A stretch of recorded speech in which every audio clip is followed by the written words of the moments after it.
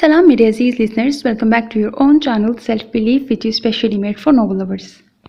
Today is a complete novel named as वो जो पीछे रह गए by Asia rice Khan. So let's start it. उसने पैसे निकालने के लिए हाजरा का हाथ जरा देर के लिए छोड़ा था और जब किराया अदा करके पलटी तो वो पीछे नहीं थी. उसने दाएं बाएं नजरें घुमाई, पीछे मुड़कर देखा, तेजी से आगे बढ़कर इमारत के दाखिली दरवाजे का जायजा लिया, मगर वो कहीं नहीं थी. अस्पताल का अहाता था, इसीलिए मुसलसल रिक्शा, स्कूटर, बाइक और दीगर सवारियों की आमदोरफ्त जारी थी. वो तेज कदमों से चलती माँ को ढूंढने लगी. उजलत और बेकरारी उसके अंग अंग से जाहिर थी. हाजरा सी जिसामत वाली दो औरतों को उसने दौड़ कर पकड़ा और रुख अपनी सिमत करके चेहरा देखा. अजनबी चेहरा देखते ही उनसे अपनी हरकत की माजरत या वजाहत किए बिना वो उन्हें छोड़कर उसी रफ्तार से आगे बढ़कर दूसरा चेहरा देखने लगती. घबराहट में वो ये भी फरामोश कर बैठी थी कि हाजरा ने आसमानी साड़ी पहनी है. मुख्तल होते हवास संभालते हुए वो उन कैसे कदोकामत वाली हर औरत को रोक रही थी. हर गुजरते लम्हे के साथ उसकी धड़कन धीमी होती जा रही थी, मानो बस अब थम जाने को हो. हाथ पैर बेजान होने लगे थे. उसका दुपट्टा सर से ढलक कर शानों पर आन गिरा था. हैंडबैग का एक स्ट्रैप कंधे से नीचे झूल रहा था. अस्पताल के आसपास का सारा इलाका छानने के बाद वो आंसुओं से भरी आंखों और कांपते हाथों से अब्दुल खालिक को फ़ोन कर रही थी. ओ नहीं मेरे अल्लाह, और नहीं. उसका रोम रोम तड़पते हुए दुआ गो था. हेलो. अब्दुल खालिक की आवाज़ सुनते ही वो रोने लगी. अब्बू, अम्मी नहीं मिल रही. क्या मतलब? रिक्शे वाले को पैसे दे रही थी, इतनी देर में वो जाने कहाँ चली गई. तुम रो मत बेटा, घबराओ नहीं, वहीं कहीं होंगी. उन पर भी एकदम बेचैनी और घबराहट तारी हुई. उन्हें बीवी बेटी दोनों की फिक्र लाहक हुई, मगर साहिबा के सामने खुद को पुरसकून जाहिर करना ज़रूरी था. तुम वही ठहरो, मैं आता हूँ. अपनी कैफियत उस पर जाहिर किए बिना उन्होंने मजबूत लहजे में कहा. जी अब्बू, जल्दी आएँ. उन्होंने फ़ोन बंद कर दिया. उसने आंसू साफ किए और एक बार फिर हाजरा की तलाश शुरू की. अब वो वहाँ मौजूद लोगों को उनका हुलिया बताकर उनसे पूछ रही थी. पूछते पूछते उसे अचानक फ़ोन में मौजूद हाजरा की तस्वीर का ख्याल आया. जब तस्वीर देखकर भी सब नफ़ी में सर हिलाने लगे तो बाप से बात करने के बाद बंधी ढारस फिर ख़त्म होने लगी. मुझसे ही क्यों होता है ये? अल्लाह, अम्मी यहीं कहीं हों प्लीज़, वो जल्द मिल जाएं, उन्हें कुछ ना हुआ हो. वहम और बेआराम करने वाले ख्याल जिनसे वो बड़ी मुश्किलों से पीछा छुड़ा पाती थी, एक बार फिर उसके सर पर फैलाए मंडलाने लगे थे. उनका स्याह साया एक बार फिर उसके साथ चल रहा था. उसे एहसास ही नहीं हुआ वो मुसलसल रो रही है.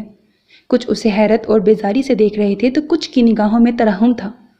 अब्दुल खालिक स्कूटी से वहाँ पहुँचे तो वह अस्पताल के दरवाजे पर खड़ी रो रही थी. सब जगह देख लिया अब्बू, वो कहीं नहीं है. हौसला रखो.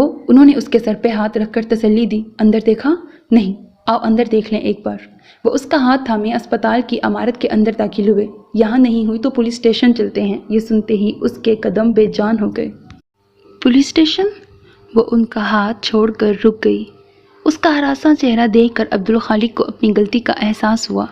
वो अंदर ही होगी इंशाल्लाह. उन्होंने फिर उसका हाथ थामा और आगे बढ़ गए. ये एक नीम सरकारी अस्पताल था. इस लिहाज से साफ़ सुथरा मगर भीड़ से भरा था. इस्तकबालिया लॉबी से आगे बढ़कर कुशादा राहदारियों से गुजरते हुए वो दोनों मुखालिफ सिमत में मुख्तलिफ कैबिन्स के सामने बैठे मरीज़ों में हाजरा को ढूंढने लगे. आखिरी कैबिन के बाद राहदारी के इख्तिताम पर स्टाफ रूम्स के सामने पहुंचकर वो बिल्कुल मायूस होकर पलट रही थी कि दाईं तरफ उसे वो नज़र आ गई. अम्मी. वो दौड़ कर उन तक पहुंची और कदमों में बैठकर फूट फूट के रो दी. रो क्यों रही है? उन्होंने दुरुस्ती से कहा. देख तो, सोबान मिल गया मुझे. उनकी आवाज़ में बशाशत थी. उसने झटके से सर उठाया. धुआंधार निकल रहे आंसू एकदम थम गए और पल भर को खुशी की पुरजोर लहर उभर कर दम तोड़ गई. हाजरा बेंच पर साथ बैठे शख्स का हाथ थाम कर बड़ी मोहब्बत से उन हाथों को देखने लगी. साहिबा ने सर उठाकर उनके बाजू में बैठे शख्स को देखा. असीर उसे ही देख रहा था. उसकी आंखों में उस अजीब सूरत हाल पर हैरत या झुंझुलाहट नहीं बल्कि नरमी का तासुर था. निगाह मिलते ही वो हल्के से मुस्कुराया. साहिबा ने निगाहों का जाविया बदल कर माँ को देखा. وہ خوشی سے مسکراتے ہوئے اپنے ہاتھ میں اجنبی کا ہاتھ جکڑے اسے سہلا رہی تھی۔ اس نے گہرا سانس لیتے ہوئے چہرہ خشک کیا اور کھڑی ہو گئی۔ اس میں فی الحال اس اجنبی شخص کو وضاحت دینے، معذرت کرنے اور اس صورتحال سے نپٹنے کی سکت نہیں تھی۔ اس سے پہلے بھی ایسا کئی دفعہ ہو چکا تھا اور ہر بار زبردستی پکڑ کر بٹھائے گئے بندے کو سمجھانا اور پھر اس کی تلخ و ترش باتیں سننا پڑتی تھی۔ وہ کچھ کہے بنا وہاں سے دور ہو کر عبدالخالق کو فون لگانے لگی۔ ابو لاسٹ میں آئیں، امی ادھر ہیں۔ جی، ان کی کال ریسیو کرتے ہی اس نے کہا۔ زرد اور سرمئی امتزاج کے سوٹ میں گندمی رنگت اور درمیانے قد والی اس لڑکی کو وہ یوں دیکھ رہا تھا جیسے بات میں یادداشت کے سہارے اس کا ہو بہو اسکیچ بنانا ہو اور معمولی سی تفصیل بھی مس کرنا گناہ ہوگا۔ اسے اس کی متورم گہری سیاہ آنکھیں، چھوٹی سی ناک، قدرے سیدھی بھویں، مختصر سامہ تھا اور بھرے بھرے ہونٹ ہی نہیں، اس کا سیاہ ہینڈ بیگ، براؤن جوتے، کان کی چھوٹی سی بالیاں، دائیں آستین سے جھانکتی گھڑی اور بائیں ہتھیلی کی پشت کا داغ بھی ازبر ہو گیا تھا۔ اتنا ہی نہیں، ترتیب سے اس کے چہرے پر بدلے فکر، اطمینان، مسرت اور پھر دکھ کے ساتھ ملامت کے تاثرات بھی ذہن میں درج تھے۔ عمر کے فرق کے باوجود اس کے قریب بیٹھی خاتون اور اس جاذب نظر لڑکی کے چہروں کی مماثلت انہیں ماں بیٹی بتا رہی تھی۔ فون بند کر کے اس نے ایک تھکی تھکی سانس لے کر ہینڈ بیگ اور دوپٹہ درست کیا اور وہیں کھڑی عبدالخالق کا انتظار کرنے لگی۔ ماں کے مل جانے پر کچھ دیر پہلے والی بے قراری اب ندارت تھی اور ذرا پیچھے چلی گئی دائمی اداسی پھر احساسات کی محفل میں نشست سنبھال چکی تھی۔ اس نے مڑ کر دوبارہ انہیں دیکھا نہیں تھا، مگر اسیر کو محسوس ہو رہا تھا وہ آنسو ضبط کرنے کی کوشش کر رہی ہے۔ کہاں ہیں؟ عبدالخالق صاحب نے قریب پہنچ کر پوچھا ہی تھا کہ بینچ پر نظر پڑی۔ اوہ! ایک اجنبی نوجوان کا ہاتھ تھامی بیٹھی بیوی کو دیکھتے ہی انہیں سارا ماجرا سمجھ میں آ گیا۔ وہ بینچ کے پاس آ کر رک گئے۔ ہاجرہ، ڈاکٹر کا کیبن ادھر نہیں ہے، چلو ورنہ ہمارا نمبر چلا جائے گا۔ آپ کیوں آ گئے یہاں؟ میں صوبان کے ساتھ جاؤں گی۔ وہ نروٹھے پن سے گویا ہوئی۔ صوبان کو بہت ضروری کام ہے اس وقت، اسے پہلے وہ کرنے دو۔ ان کی بات پر ہاجرہ نے اسیر کو دیکھا۔ اس نے اسبات میں سر ہلا کر اپنا ہاتھ ہاجرہ کی گرفت سے نکال کر ان کا ہاتھ تھپتھپایا۔ آپ پہلے ڈاکٹر سے مل لیں۔ اس سلجھے انداز میں ان کے ساتھ جھوٹ میں شامل ہونے پر وہ دونوں باپ بیٹی حیران ہوئے۔ ہاجرہ نے انہیں ایسی مشکل میں پہلے بھی ڈالا تھا اور ہر بار انہیں مقابل کی بے آرامی، ناگواری، جھنجھلاہٹ اور کبھی غصہ تک جھیلنا پڑتا تھا۔ کوئی ان کے ساتھ اس کھیل میں اس طرح شامل نہیں ہوتا تھا جیسے وہ ہوا تھا۔ تم صاحبہ کے ساتھ جاؤ، میں پیچھے آ رہا ہوں۔ انہوں نے ہاجرہ کو کھڑا کیا، تب تک وہ بھی قریب پہنچ گئی تھی۔ چلیں امی۔ اس نے ان کے شانوں کے گرد بازو پھیلایا اور انہیں ساتھ لے کر آگے بڑھی۔ ہاجرہ نے مڑ کر اسیر کو دیکھا جو اب کھڑا تھا۔ اس نے مسکرا کر انہیں جیسے تسلی دی۔ راہداری میں غائب ہونے تک وہ مڑ مڑ کر اسے دیکھتی رہیں۔ ہم اس تکلیف اور پریشانی کے لیے بہت شرمندہ ہیں، عبدالخالق نے انگریزی میں کہا۔ معذرت کر کے شرمندہ نہ کریں انکل، اس نے شائستگی سے شائستہ اردو میں کہا۔ آنٹی نے مجھے شاید انٹرنس پر دیکھا اور وہیں سے میرے پیچھے یہاں تک چلی آئی تھی۔ بیٹا کھو دینے کا غم اور اس کے نہ ہونے کی حقیقت اتنے برس گزر جانے کے بعد بھی وہ پوری طرح کبھی کبھی یوں ہی کسی نوجوان میں اسے اپنا بیٹا نظر آ جاتا ہے۔ اوہ، میں ڈاکٹر اسیر زمان۔ اس نے تعارف کے ساتھ مصافحہ کے لیے ہاتھ بڑھایا جسے عبدالخالق نے تھام لیا۔ جنرل سرجن، کچھ دن پہلے ہی یہاں جوائن کیا ہے۔ ماشاءاللہ، بہت خوشی ہوئی آپ سے مل کر۔ اس نے ہاجرہ کے ڈاکٹر کا نام پوچھا اور چند مزید باتوں کے بعد عبدالخالق ڈاکٹر ساحل کے کیبن کے پاس چلے آئے کہ دن کا یہ وقت سبھی ڈاکٹروں کی OPD کا ہوتا تھا۔ یقیناً اس کے مریض بھی انتظار کر رہے ہوں گے۔ یہ معمول کا فالو اپ تھا، لیکن کچھ دیر پہلے والے ایپیسوڈ کے بعد ڈاکٹر نے مزید کچھ دواؤں کا اضافہ کر دیا۔ وہ تینوں وہاں سے فارغ ہو کر واپس ہو رہے تھے تب ہاجرہ کی نظر پھر استقبالیہ پر کھڑے اسیر پہ پڑی۔ آپ صوبان کو بھی ساتھ ہی لے لیں، انہوں نے رک کر اس کی سمت اشارہ کرتے ہوئے شوہر سے کہا۔ اس نئی فرمائش پر ان دونوں کے چہرے پر پریشانی پھیل گئی۔ تبھی اسیر بات ختم کر کے پلٹا اور انہیں دیکھ کر اس سمت چلا آیا۔ صاحبہ نے ہینڈ بیگ کا اسٹرپ سختی سے پکڑا۔ اب جانے کیا سین کریٹ ہو، اس کا دل پہلے ہی بیٹھنے لگا۔ مجھے کچھ اور وقت لگے گا، کام ابھی ختم نہیں ہوا ہے۔ اس نے بنا کسی تمہید کے ہاجرہ کو مخاطب کیا۔ یہاں تمہارا کیا کام؟ میں ڈاکٹر ہوں یہاں۔ اچھا اچھا، ہاجرہ بے انتہا خوش ہو گئی۔ شکر تھا انہوں نے مزید حجت نہیں کی تھی، نہ تفصیل پوچھی تھی۔ چلو انہیں کام کرنے دو، ان کا وقت ضائع نہ کرو۔ عبدالخالق نے بیوی کا ہاتھ تھاما۔ اللہ حافظ بیٹا، اسے کہتے ہوئے وہ ہاجرہ کو لیے آگے بڑھ گئے۔ دیر مت کرنا صوبان، جلدی آنا، انہوں نے مڑ کر بڑے لاڈ اور استحقاق سے کہا۔ اسیر نے مسکرا کر اسبات میں سر ہلایا۔ صاحبہ بھی ان کے پیچھے آگے بڑھی۔ باہر نکلنے سے پہلے اس نے مڑ کر دیکھا، دراز قد اور چوڑے شانوں والا وہ خوبرو سرجن وہیں کھڑا تھا، انہیں دیکھ رہا تھا۔ اس کے چہرے سے ذہانت ٹپکتی تھی۔ اسے امی کو لے کر یہاں بار بار آنا تھا اور وہ یہیں ڈاکٹر کے فرائض انجام دے رہا تھا۔ یہ حقیقت اسے ابھی سے نڈھال کر گئی۔ یا اللہ، آئندہ کبھی امی اور اس ڈاکٹر کا سامنا نہ ہو۔ اس نے دعا مانگی۔ عموماً ہسپتال میں اتنا وقت نہیں لگتا تھا، مگر آج کے غیر معمولی حادثے کی وجہ سے خاصی دیر ہو گئی تھی۔ عبدالخالق بھی اس کے فون پر آفس سے ہسپتال آئے تھے۔ وہ واپس آفس جانے کی بجائے اپنی اسکوٹی پر ان کے رکشے کے پیچھے گھر ہی چلے آئے۔ ہاجرہ کا مزاج ٹھیک ہوتا تو ہی صاحبہ انہیں ہسپتال لے جاتی تھی، ورنہ پھر یہ کام عبدالخالق کو کرنا پڑتا تھا۔ ان تینوں نے ایک ساتھ کھانا کھایا، پھر ہاجرہ کو دوائی دی۔ انہوں نے بمشکل ظہر کی 4 فرض پڑھی اور دوا کی وجہ سے فوراً سو گئیں۔ نمازوں پر بھی ان کی ذہنی کیفیت اثر انداز ہوتی تھی۔ کبھی ایک ہی نماز 2-4 بار پڑھ لیتی، کبھی ان پر جیسے ضد سوار ہو جاتی۔ شوہر اور بیٹی کے کہنے پر بھی وہ نماز کو کھڑی نہیں ہوتی، کبھی ان کے یاد دلانے پر چپ چاپ پڑھ لیتی تھی۔ اس کے بعد عبدالخالق آفس چلے گئے۔ ایسے ایپیسوڈ کے بعد وہ جب سو کر اٹھتی تو سب بھول جاتی، لیکن آج اسے ڈر لگ رہا تھا کہ شاید انہیں سب یاد رہے گا۔ پہلے کبھی کوئی یوں ان کا بیٹا نہیں بنا تھا جیسے آج بنا تھا۔ ان کے کمرے کا دروازہ بند کر کے وہ ہال میں آ گئی۔ اب انہوں نے شام میں ہی جاگنا تھا۔ صوفہ اور درمیان کا رگ چھوڑ کر وہ فرش پر دیوار سے ٹیک لگا کر پیر سامنے پھیلا کے بیٹھ گئی۔ دوائی کے زیر اثر ہوش و خرد سے بیگانہ بے ہوشی جیسی نیند میں ڈوبی ماں، سرکاری نوکری سے سبکدوشی کے بعد خود کو مصروف رکھنے کے لیے ایک معمولی فرم میں اکاؤنٹنٹ کی نوکری کرنے والا باپ، جس کزن کو پسند کرتی تھی اس کا رشتہ ٹھکرا کر دوسرے شہر شادی کرنے والی بہن، اور بیوی بچوں کے ساتھ دوسرے ملک بس جانے والا بھائی، ان سب کی قصوروار وہ تھی۔ اس گھر کی تنہائی، خاموشی، اداسی اور دائمی دکھ کی وجہ وہ تھی۔ اس کی ایک غلطی، ایک لاپرواہی نے ان سب کو زندہ درگور کر دیا تھا۔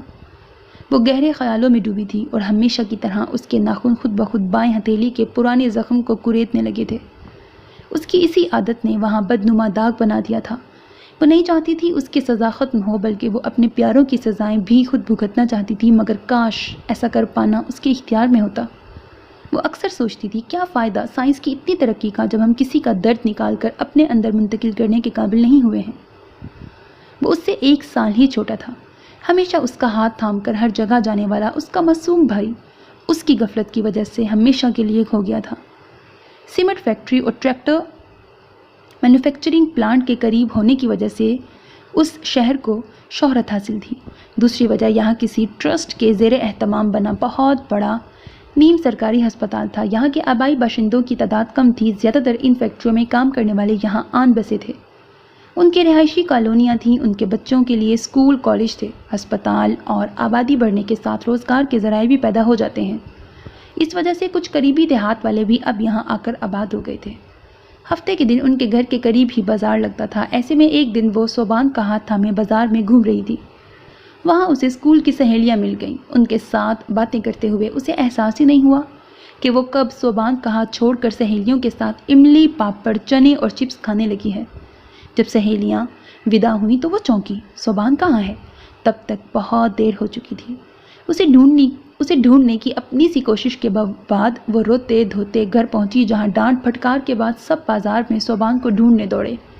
بازار میں اعلان ہوا، محلے والے بھی تلاش میں شامل ہوئے، پھر رشتہ دار اور آخر میں پولیس۔ اگلا دن نکلا، پھر دوسرا اور پھر تیسرا۔ 5 سالہ زندہ بچے کی تلاش کسی بری خبر کے انتظار میں ڈھل گئی۔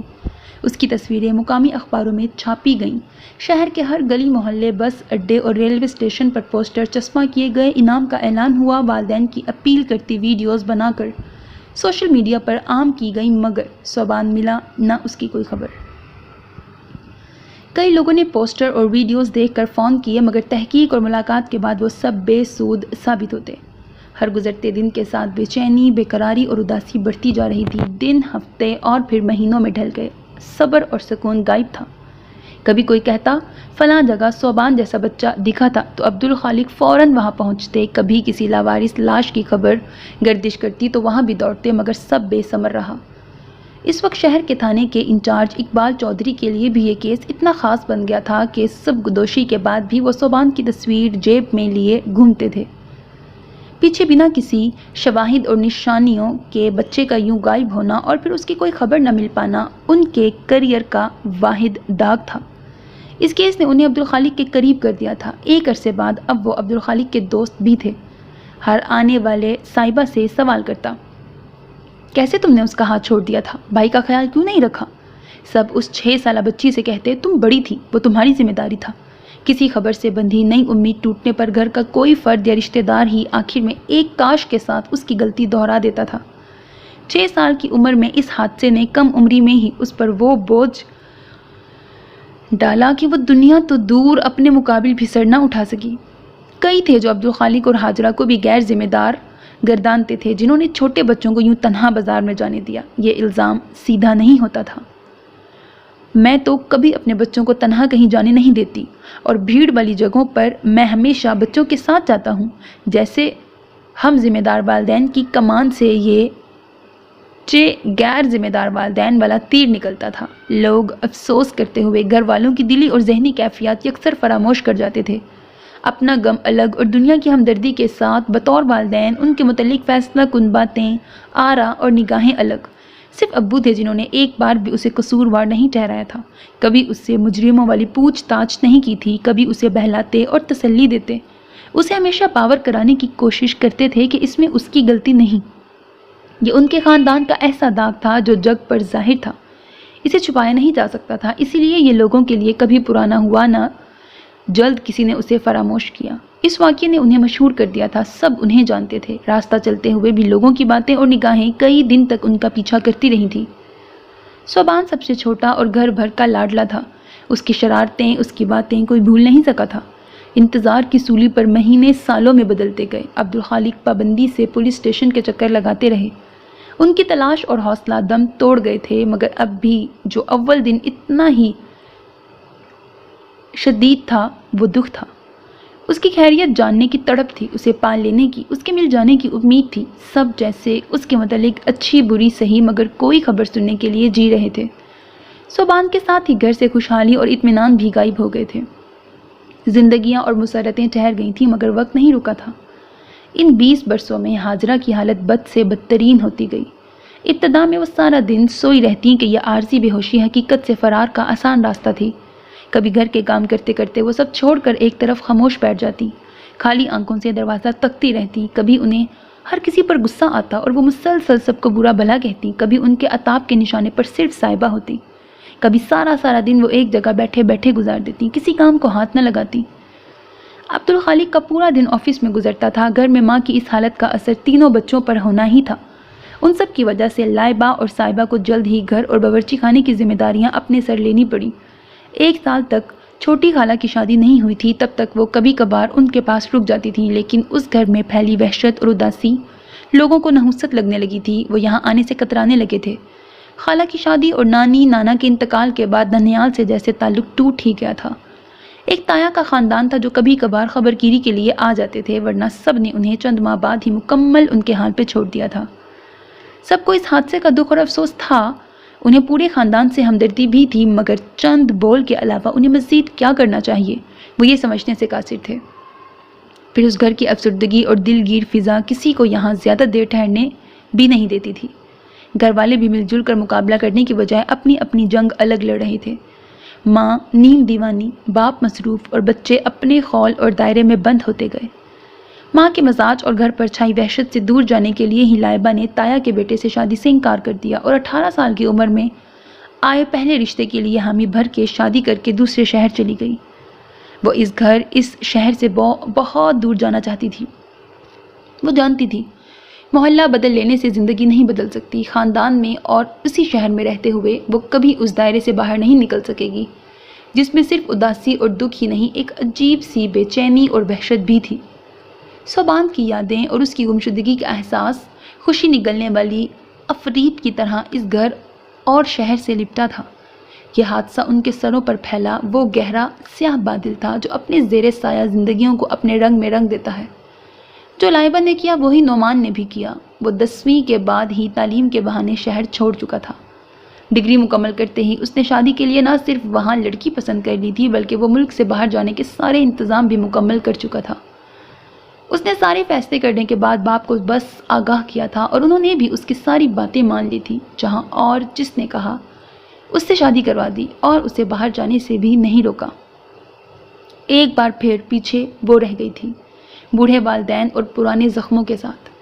گھر والوں کے لیے صوبان کی گمشدگی کے بعد سب سے بڑا بار ہاجرہ بن گئی تھی، جس کا اندازہ انہیں بہت دیر سے ہوا تھا۔ ان کا مزاج اور حالات اس تیزی سے تنزلی کا شکار تھے کہ جلد ہی ماہر نفسیات کو دکھانا پڑا، اور اب وہ پرانی نفسیاتی مریضہ تھیں جن کا مسلسل علاج جاری تھا۔ ان کا ذہن اس خسارے کو قبول نہیں کر سکا تھا۔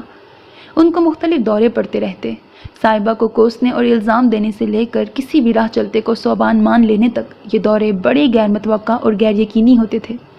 کبھی وہ سارا گھر تہس نہس کر دیتی، صاحبہ پر چیختی چلاتی تو کبھی بالکل نہیں لگتا انہیں کوئی مسئلہ ہے۔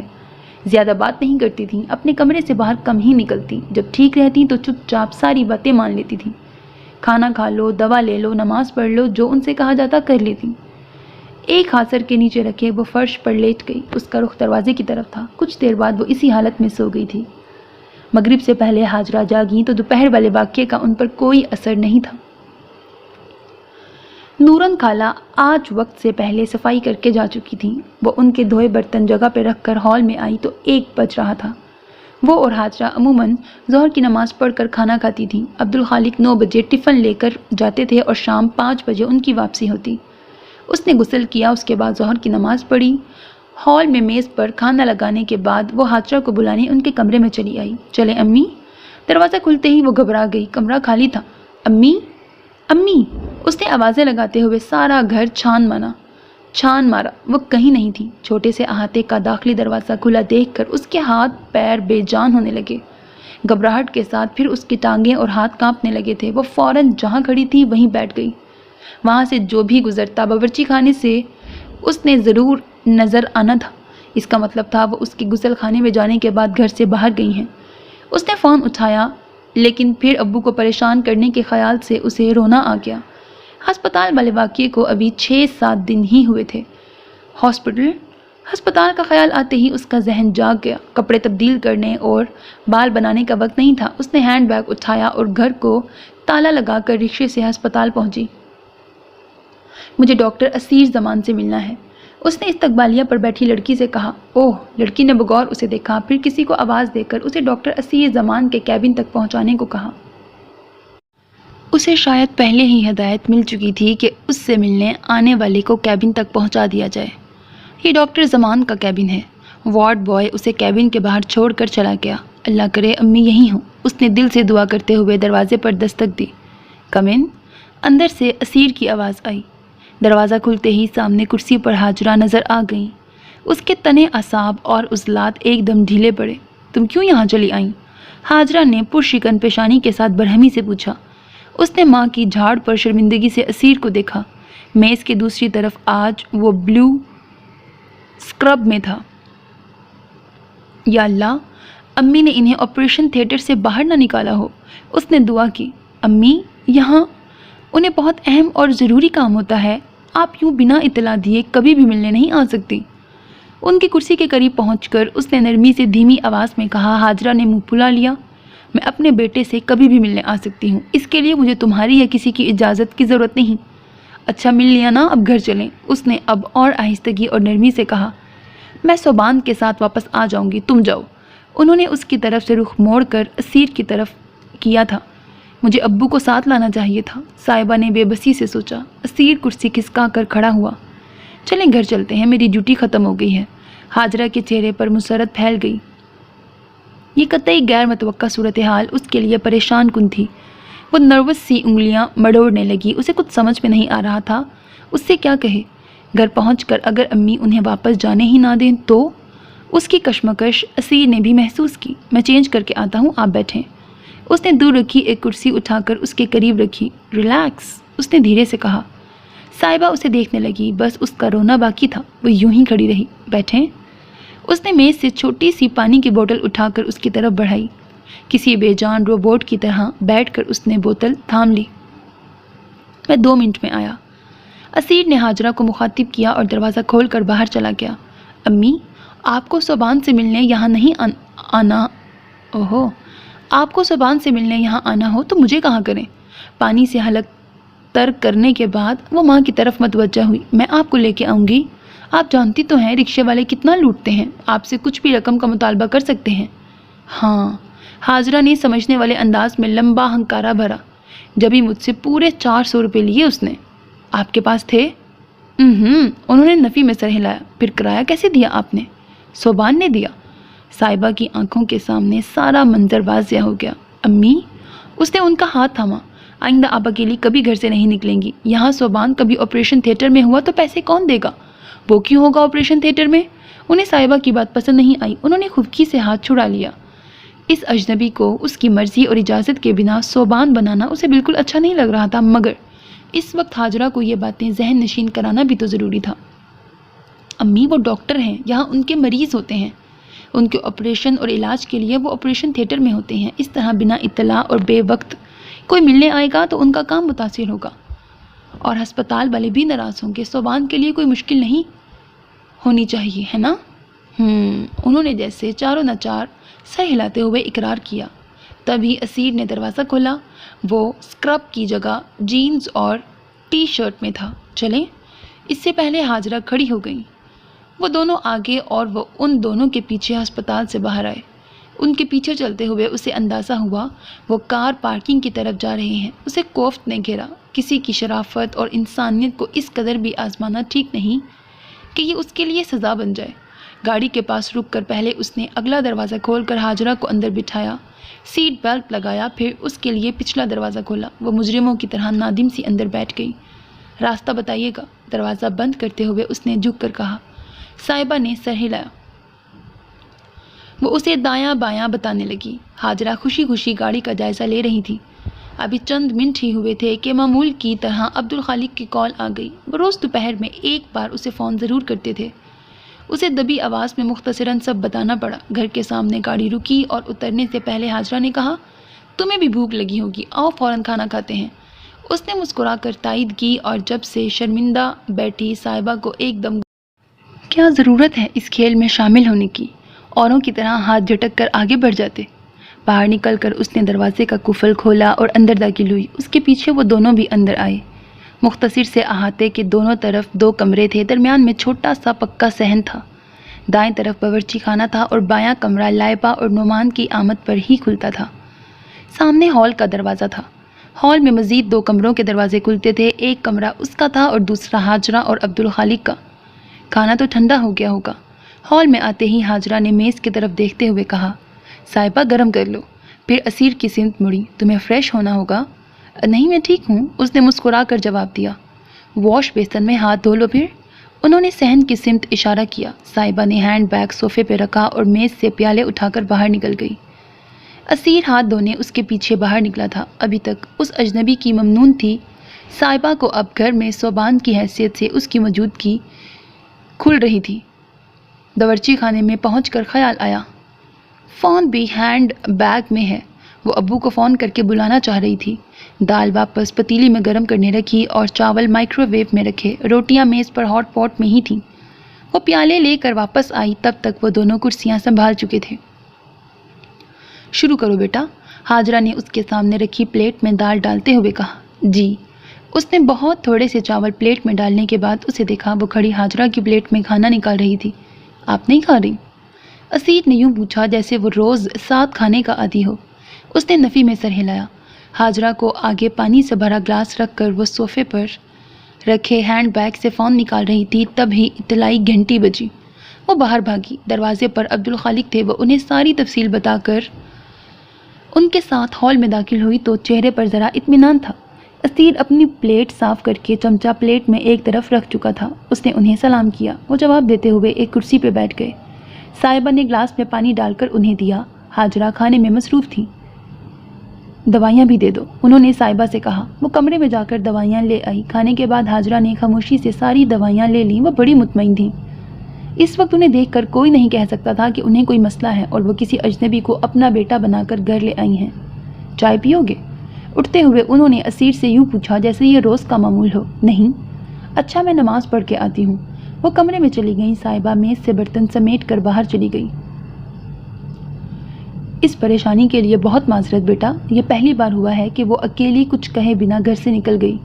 प्लीज़ आप माजरत ना किया करें, मैं जानता हूँ वो मरीज़ा है। आप ये एहतियात करें कि अब से दरवाज़ा लॉक रखा करें। ये आपकी शराफत है बेटा, जो आप अपनी प्राइवेसी और प्रोफेशनल लाइफ में ये ज़बरदस्ती की मदाखलत बर्दाश्त कर रहे हैं।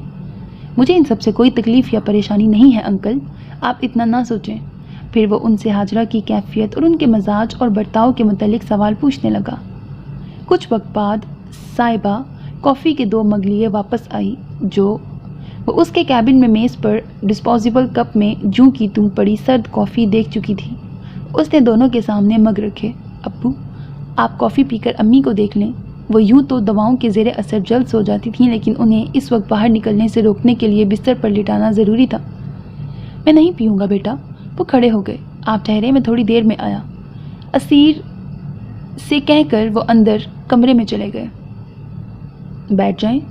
वो जिस कुर्सी के करीब खड़ी थी, असीर ने कॉफ़ी का मग धीरे से उधर सिरकाया। उसे वहाँ तन्हा छोड़कर चले जाना भी बदअखलाकी थी, सो वो कुर्सी पर बैठ गई। अपने मग से कॉफ़ी का घूंट लेकर उसने दूसरा मग उसे थमाने के लिए उठाकर इस तरह ऊपर किया कि उसे मग लेना पड़ा। सर झुकाए वो भी कॉफ़ी पीने लगी। स्याह ट्राउज़र पर सफ़ेद और सुर्ख इम्तिजाज वाले कुर्ते पर उसने स्याह दुपट्टा ओढ़ रखा था। उलझे नम बाल कैचर में कैद थे। कान में वही बालियां थीं, मगर कलाई पर घड़ी नहीं थी। इस वक्त उसका हुलिया उस दिन से मुख्तलिफ और घरेलू सा था। मग के गिर्द फैली हथेली की पुष्ट पर कुछ नए निशान थे।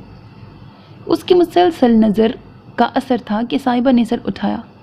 पकड़े जाने पर निगाह चुराने की बजाय असीर मुस्कुराया। उसकी गहरी निगाहें और मुस्कुराहट से झलकती दिलचस्पी पर उसने सर झुका लिया। आंटी की ये कंडीशन कब से है? 20 साल से। अंकल ने कहा था उन्होंने बेटा खोया है। क्या वो? साहिबा ने जिस बेकरारी से मग रख कर हाथ मेज़ के नीचे किए, उसके अल्फाज मुंह में ही रह गए। उसे गलती का एहसास हुआ और फ़ौरन बात बदल दे या माजरत कर ले, वो फैसला नहीं कर पाया। कॉफ़ी ठंडी हो रही है। कुछ तौक़ुफ़ के बाद उसने कहा। साहिबा ने आहिस्ता से मेज़ के नीचे से हाथ निकाले और दोनों हाथ पर मग थाम लिया। उसे दोनों हाथों में मग लेने की आदत थी। उसके हाथ पर नज़रें पड़ते ही असीर ने चौंक के उसे देखा। हथेली की पुश्त के निशान को बड़ी बेदर्दी से कुरेदा गया था, लेकिन उसके चेहरे पर तकलीफ़ के आसार नहीं थे। उसके अंदर का तबीब बेचैन हुआ। मज़ीद कुछ ना कहने और आगे बढ़कर उसका हाथ ना देखने के लिए उसने बमुश्किल खुद को रोका। उसने खाली मग मेज़ पे रखा। तब अब्दुल खालिक वापस आए। उनके आते ही वो उसका खाली मग और अपना आधा भरा उठाकर बाहर चली गई। सो गई। कुर्सी पे बैठते हुए उन्होंने एक लंबा सांस खींचा। वो खामोश रहा। ज़रा तौक़ुफ़ के बाद अब्दुल खालिक ने कहना शुरू किया। हमारा सबसे छोटा बेटा सोबान 20 साल पहले गुम हो गया था। वो आज तक मिसिंग है। उनकी आवाज़ में दर्द था। उसमें तय दर्द की कई दास्तानें थीं। वो कुछ न कह सका। हम सब ने खुद को संभाल लिया है, ज़िंदगी के साथ आगे बढ़ते गए, मगर वो 20 साल बाद भी संभली नहीं है। असीर जानता था संभाल का मतलब पर्दा डाल लिया और बढ़ते गए के मायने घसीटते गए होता है। उसके दुख और खसारे की शिद्दत और उसका इजहार कम, दर्द ज़्यादा होता है। कभी खामोश तो कभी चीखें और कभी इस तरह की खुद फरेबी। कितनी उम्र थी उस वक्त बेटे की? 5 साल। जो इख्तियार में था, जो मुमकिन था, वो सब किया, मगर इंतज़ार अब भी ख़त्म नहीं हुआ है। उम्मीद मत छोड़ें, हौसला रखें, एक दिन वो मिल जाएगा। उसकी कोई खबर मिलेगी। वो जहाँ होगा बखैर होगा। कितने ही फिक्रे जहन में आए, मगर ज़बान तक कोई नहीं पहुँचा। वो फिर आज की परेशानी और तकलीफ़ के लिए माजरत करने लगे तो वो खड़ा हो गया। यकीन करें अंकल, मुझे बिल्कुल परेशानी नहीं होती, बल्कि आपके माजरत करने पर शर्मिंदगी होती है। बहैसियत इंसान और डॉक्टर मेरा फ़र्ज़ है ये कि मरीज़ का ख्याल रखूं। उसने जेब से वॉलेट निकाला और उसमें से कार्ड निकालकर उनकी तरफ बढ़ाया। اس پر میرا نمبر درج ہے اور بہتر ہوگا آپ بھی اپنا فون نمبر مجھے دے دیں۔ آئی ہوپ آئندہ ایسا کچھ نہ ہو، پھر بھی احتیاطاً ہمارے پاس ایک دوسرے کے نمبرز ہونے چاہئیں۔ ہاں یہ ٹھیک رہے گا۔ عبدالخالق نے کارڈ لے لیا۔ اسی وقت صاحبہ ہال میں داخل ہوئی۔ بیٹا انہیں اپنا اور میرا فون نمبر دے دو۔ ان کے مخاطب کرنے پر وہ بھی مڑ کر اسے دیکھنے لگا۔ جی۔ اس نے صوفے پر رکھے ہینڈ بیگ سے پین اور چھوٹی ڈائری نکالی۔ اس کے ایک صفحے پر فون نمبر اور نام لکھے اور وہ صفحہ کھینچ کر ڈائری سے الگ کیا۔ دونوں چیزیں دوبارہ بیگ میں ڈال کر میز کے پاس آئی اور وہ چھوٹا صفحہ اسیر کے سامنے میز پہ رکھ دیا۔ یہ ڈاکٹر صاحب کا نمبر تم بھی سیو کر لو۔ عبدالخالق نے کارڈ اس کی طرف بڑھایا۔ اس نے کارڈ لے لیا۔ میں چلتا ہوں، اسیر نے میز سے پرچی اٹھاتے ہوئے کہا۔ ایک بار پھر بہت شکریہ۔ عبدالخالق اس کے ساتھ باہر نکل گئے۔ صاحبہ نے کارڈ پر نظر ڈالی۔ ڈاکٹر اسیر زمان خان MS۔ نیچے 2 موبائل فون نمبر درج تھے۔ اس نے کارڈ پلٹا، کہیں ہسپتال کا نام اور فون نمبر نہیں لکھا تھا۔ آج صبح سے ہی ہاجرہ کا مزاج بگڑا ہوا تھا۔ اب بھی اس کا دیا ناشتہ انہوں نے پھینک دیا۔ شکر تھا کہ سارا غصہ بنا آواز کے نکل رہا تھا۔ ہاجرہ، عبدالخالق کو بھی غصہ آ گیا۔ بچی دن رات تمہاری خدمت میں خوار ہوتی ہے، کچھ تو مروت کیا کرو، اس کی بھی ماں ہو تم۔ ابو، اس نے ان کے قریب آ کر شانے پہ ہاتھ رکھا۔ پلیز، اس نے آنکھوں ہی آنکھوں میں خاموش رہنے کی التجا کی۔ عبدالخالق کے لیے اسے یوں دیکھنا بھی ایک عذاب تھا۔ بیوی کی دیوانگی اور بیٹی پر اس کا عتاب، یہ دوہری اذیت 20 برسوں کی تھی۔ وہ فرش پر گرے اور ٹوٹے برتن اٹھا کر چلی گئی۔ کچھ دیر بعد عبدالخالق باورچی خانے میں آئے۔ کچھ کھانے کو دے دو بیٹا، دوائیاں دینی ہیں۔ اس نے دودھ کا گلاس اور ایک سیب کاٹ کر پلیٹ انہیں تھمائی۔ دونوں جانتے تھے اب وہ اس کی پکائی ہوئی کوئی چیز نہیں کھائیں گی۔ ایسے وقت میں وہ بلا کی ضدی ہو جاتی تھی۔ انہیں دوائیاں دینے کے بعد وہ ان کے سو جانے کی تسلی کر کے ہی گھر سے باہر نکلے۔ وہ کھانا بنا کر فارغ ہوئی تو نورن خالہ آ گئی۔ وہ انہیں تاکید کرتی نہانے چلی گئی۔ 5-7 منٹ بھی نہیں ہوئے تھے کہ نورن خالہ نے دھڑ دھڑ دروازہ بجانا شروع کیا۔ صاحبہ بی بی جلدی باہر آئیں، بڑی مالکن باہر چلی گئی ہیں۔ وہ جیسے تیسے باہر نکلی۔ کیسے باہر چلی گئیں؟ دروازہ تو بند تھا۔ میں کچرا باہر گلی کے کوڑے دان میں پھینکنے گئی تھی، دروازہ کھلا ہی تھا۔ واپس مڑ کر دیکھا تو وہ گلی میں اتنی دور چلی گئی تھی۔ میں نے آواز دی تو مڑ کے دیکھا اور تیزی سے آگے بڑھ گئی۔ اس بار الجھن اور فکر کے ساتھ کہیں یہ اطمینان بھی تھا کہ وہ ہسپتال ہی گئی ہوں گی۔ نورن خالہ کو صفائی کرتا چھوڑ اور دروازہ مقفل کر کے چابی پڑوس میں دینے کا کہہ کر وہ سیدھی ہسپتال پہنچی۔ ڈاکٹر اسیر تو سرجری میں ہے۔ اس کے استفسار پر استقبالیہ والی لڑکی نے انٹرکام پر بات کرنے کے بعد کہا، آپ ویٹ کریں، کافی دیر ہو گئی ہے، کسی بھی وقت باہر آتے ہوں گے۔ کچھ دن پہلے جو لیڈی ان سے ملنے آئی تھی، کیا وہ آج بھی آئی ہیں؟ ڈونٹ نو میم۔ اس نے لا علمی کا اظہار کیا۔ میں ڈاکٹر اسیر کے کیبن کے باہر ویٹ کرتی ہوں۔ وہ اسے کہہ کر اندر کی طرف بڑھ گئی۔ اسے امید تھی ہاجرہ کیبن کے باہر ہی ہوں گی، مگر وہاں پہنچ کر اسے مایوسی ہوئی۔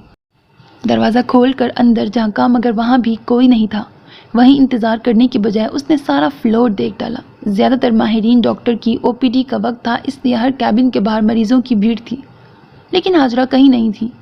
دوسرے سرے کے آخری کیبن سے وہ واپسی کے لیے مڑی، تبھی سامنے لفٹ کا دروازہ کھلا۔ اسیر بہت فاصلے پر مگر سامنے تھا۔ اسے دیکھتے ہی اپنے کولیگ سے کچھ کہتا وہ لمبے ڈگ بھرتا اس کے پاس آیا۔ امی پھر گھر پر نہیں ہے۔ اس کے قریب آتے ہی اس نے کہا، یہاں بھی سب جگہ دیکھ لیا، کہیں نہیں ہے۔ میرے کیبن میں سارا فلور دیکھ لیا ہے، کہیں نہیں ہے۔ وہ بیگ سے فون نکال کر عبدالخالق کو کال کرنے لگی تھی۔ کتنا وقت ہوا ہے؟ شاید 40-45 منٹ۔ آپ کیبن میں ویٹ کریں، میں دیکھتا ہوں، وہ اسے کہہ کر تیزی سے چلا گیا۔ فون پر بات کرتے ہوئے وہ اس کے کیبن میں آئی۔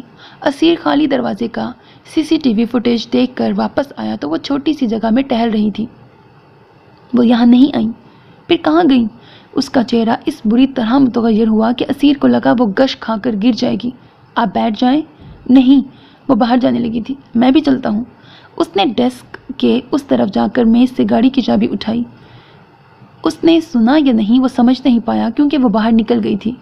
چینج کرنے کا وقت نہیں تھا۔ وہ اپنے کولیگ کو فون کرتے ہوئے اس کے پیچھے تھا۔ پلیز میرے ساتھ آئیں۔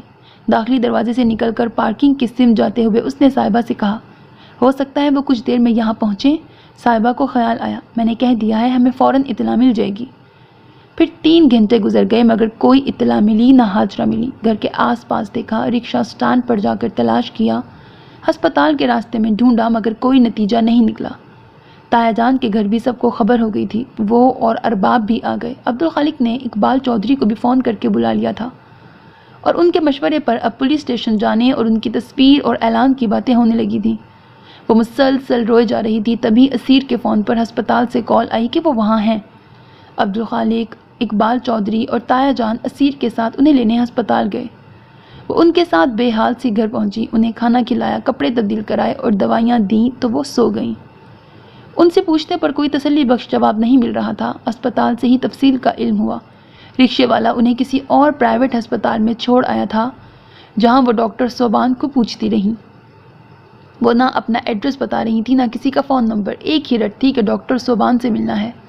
بہت دیر بعد کسی کو خیال آیا تو دیگر ہسپتال اور کلینک میں فون کر کے ڈاکٹر صوبان کا دریافت کرنے لگے اور آخر اسیر کے اسپتال سے جواب ملا کہ اس پیشنٹ کو یہاں بھیج دیں۔ جہاں انہیں دیکھ کر سکون ملا تھا، وہیں ان کی اس نئی ضد اور حرکت نے حد درجے تشویش بھی پیدا کرتی تھی۔ ارباب نے انہیں زیادہ دیر سلائے رکھنے کا مشورہ دیا۔ وہ پہلے ہی انتہائی ڈوز پر ہیں، اس سے زیادہ نہیں کیا جا سکتا، اسیر نے کہا۔ وہ کچھ اور سوچ رہا تھا۔ مجھے یہاں آئے کچھ دن ہی ہوئے ہیں اور فی الحال میرا قیام ہاسپٹل کی طرف سے دی گئی یہ کیا لکھا ہوا ہے، ٹیمر ری آکیومیڈیشن میں ہے، جو بھی ہو مجھے نہیں پتا، لیکن اچھا انگلش میں لکھا تو پڑھ لیتی، یہاں خالص اردو میں لکھا ہے اس لیے پڑھ نہیں جا رہا۔ لیکن مجھے جلد اپنے لیے رہائش کا انتظام کرنا ہے۔ اگر یہاں آس پاس کہیں کوئی کرائے کا مکان مل جائے تو میں ان سے روز ملنے آ سکتا ہوں، اس طرح وہ میری تلاش میں گھر سے باہر نہیں نکلیں گی۔ بیٹا یہ آپ کا مسئلہ نہیں ہے، آپ اتنا تردد نہ کریں، عبدالخالق نے کہا۔ تردد کیسا انکل، اور آنٹی کا یہ پرابلم میری وجہ سے ہی ہے۔ بالکل، دروازے میں کھڑی صاحبہ کے دل نے تائید کی۔ سب کی طرح آپ بھی ہاتھ جھٹک دیتے تو یہ سب نہ ہوتا، اس نے سوچا۔ باہر والا کمرہ کسی کے استعمال میں ہے؟ تایا جان نے پوچھا۔ نہیں، اگر آپ مناسب سمجھیں تو یہیں اس کمرے میں رہ سکتے ہیں۔ کیوں عبدالخالق؟ یہاں اس کا پیشہ، رتبہ، حلیہ کچھ بھی تو اس متوسط طبقے کے گلی محلے میں رہنے لائق نہ تھا۔ کوئی مسئلہ ہے؟ تایا جان نے پوچھا۔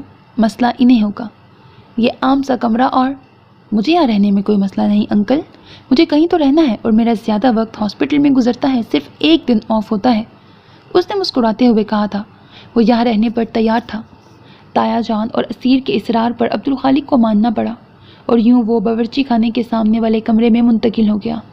نورن خالہ سے وہ اس کی صفائی کرواتی رہتی تھی اور فوراً ریٹرن بیٹے اور شہری بیٹی کا سوچ کر عبدالخالق نے پہلے ہی اس کمرے کو ان کی ضروریات کے مطابق کر رکھا تھا۔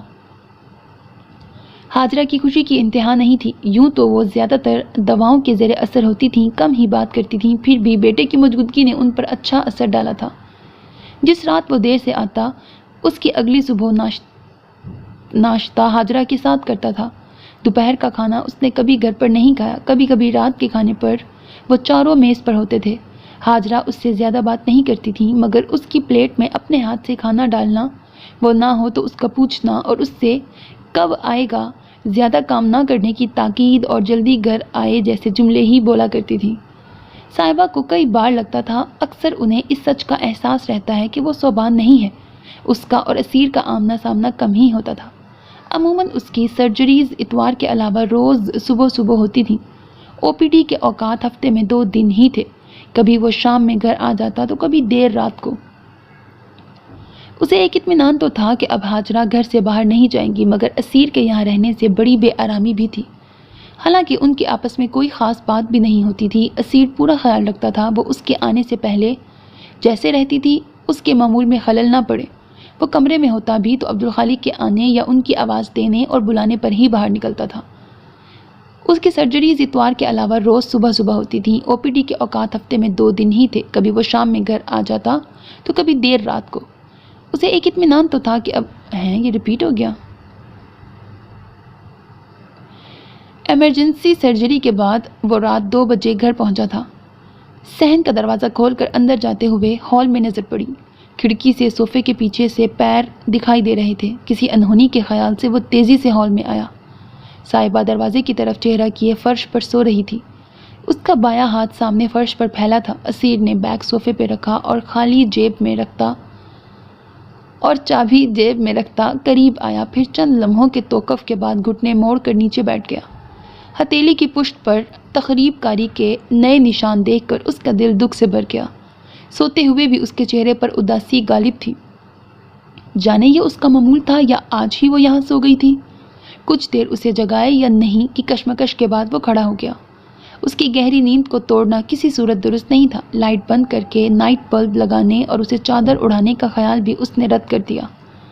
اپنے کمرے کا آرام چھوڑ کر اس طرح یہاں وہ جانے کس جذبے کی تسکین کے لیے آئی تھی۔ جو بھی تھا اسے لگا اس راز میں کوئی اور بھی شریک ہو چکا ہے، یہ بات اسے اچھی نہیں لگے گی۔ وہ سب کچھ یوں ہی چھوڑ کر کمرے میں چلا گیا۔ اسے جو سوال پریشان کرتا تھا اگلے دن اس نے عبدالخالق سے اس کا جواب پوچھ ہی لیا، جو عین اس کے اندازے کے مطابق تھا۔ وہ رات کو گھر آیا تو دروازے پر ہی ہاجرہ کی تیز آواز سنائی دی، آپ اس سے کہہ دیں شکل نہ دکھایا کرے مجھے۔ کھانے کے بعد وہ ان کی دواؤں کا ڈبہ لے کر آئی تو وہ اچانک بگڑ گئی تھیں۔ تم ابھی چلو اندر۔ وہ انہیں اٹھانے کی کوشش کر رہے تھے۔ آپ جانتے ہیں نا یہی تھی وہ، پھر کیوں اسے گھر میں رکھا ہے؟ وہ اٹھنے کو تیار نہیں تھی۔ ہاجرہ کمرے میں چلو، دیکھو دوائی کا وقت نکلا جا رہا ہے، پہلے آپ اسے کہیں یہ یہاں سے جائے۔ عبدالخالق نے بے بسی سے بیٹی کو دیکھا۔ جان سے پیاری بیٹی کے لیے اتنی بے بسی انہیں بہت شرمندہ کرتی تھی۔ وہ آنسو پیتی سست قدم سے دروازے کی سمت جانے لگی۔ ہاجرہ اٹھ گئی، وہ اسے لیے کمرے میں چلے گئے۔ دروازے سے باہر نکلتے ہی وہ اسے دیکھ کر ٹھٹک گئی۔ تنہا ذلیل ہونا زیادہ آسان ہے، اس نے سوچا۔ اسیر کچھ کہتا اس سے پہلے ہی وہ واپس دروازے سے اندر چلی گئی۔ ہال اب خالی تھا، وہ بھی اپنے کمرے میں چلا گیا۔ عبدالخالق فجر پڑھ کے آنے کے بعد پھر سو جاتے تھے۔ وہ ان کے کمرے میں جاتے ہی دبے پاؤں باہر نکل گئی۔ جب گھر میں دم گھٹنے لگتا تھا تو وہ فیکٹری کے پیچھے والے پرانے راستے پر آتی تھی جو اب زیر استعمال نہیں تھا، اسی لیے سنسان ہوتا تھا۔ گلیوں کے بیچ اس نے یہاں کا شارٹ کٹ تلاش کر لیا تھا۔ گھر سے نکل کر کھلے آسمان کے نیچے کچھ دیر سانسیں بحال کر کے وہ آگے کا بوجھ دھونے کو تازہ دم ہو جاتی تھی۔ اس کے کچھ دیر بعد جاگنگ کے لیے باہر نکلے اسیر نے اسے پیچھے سے پہچان لیا تھا۔ اتنی صبح کہاں؟ اسے گزشتہ رات کا واقعہ یاد آیا۔ وہ دبے قدموں سے اس کے پیچھے ہو لیا۔ وہ تنگ سی گلیوں سے گزر کر قدرے سنسان حصے میں ذرا دور چل کر اس راستے تک پہنچی تھی۔ آگے جانے کی بجائے دائیں مڑ کر وہ پیپل کے گھنے پیڑ کے نیچے پڑے پتھروں پر بیٹھ گئی۔ صبح کاذب کا اجالا پھیلا تھا، سب کچھ دھندلا سا تھا۔ فضا میں دن کی ابتدائی مہک بکھری تھی۔ وہ اس کی طرف سے کسی انتہائی قدم یا حرکت کا منتظر تھا، مگر ایسا کچھ نہیں ہوا۔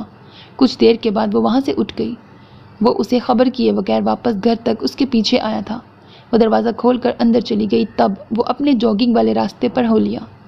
تائی امی اپنی بیٹی زینت کے ہمراہ ملنے آئی تھیں۔ وہ اس سے چند ماہ بڑی تھی، جب بھی میکے آتی ملنے ضرور آتی تھی۔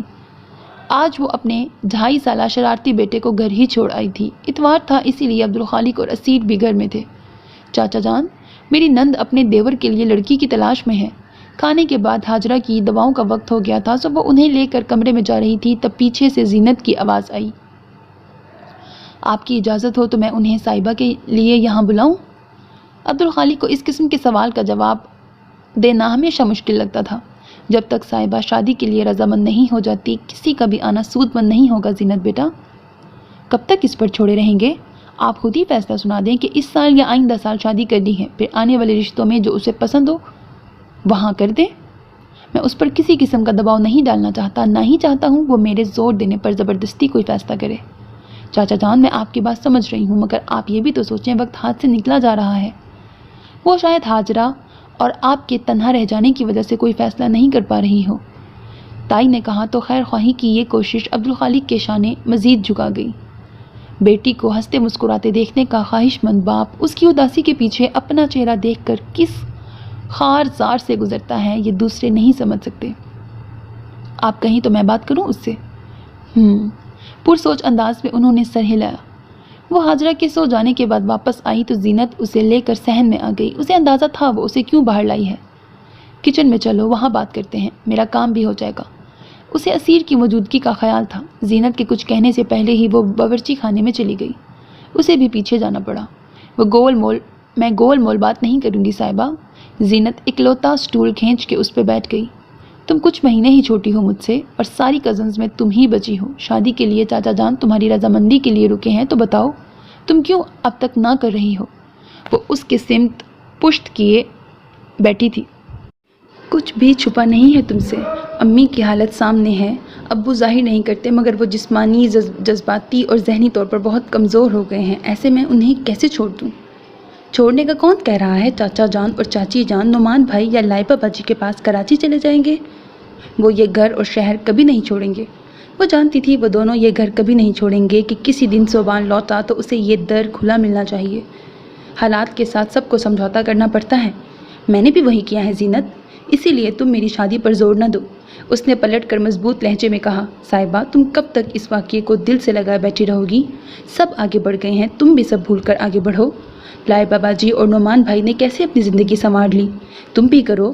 تم بچی تھیں اس وقت، نہ سمجھ نہ دان، وہ سب انجانے میں ہوا تھا۔ یہ الزام لوگوں کو تسلی لگتا تھا اور وہ چاہتے تھے کہ ان کی تسلیاں اسے سکون دیں، وہ یہ سن کر آگے بڑھ جائے، مگر ہر بار ان کے الفاظ اس کی اذیت میں اضافہ ہی کرتے تھے۔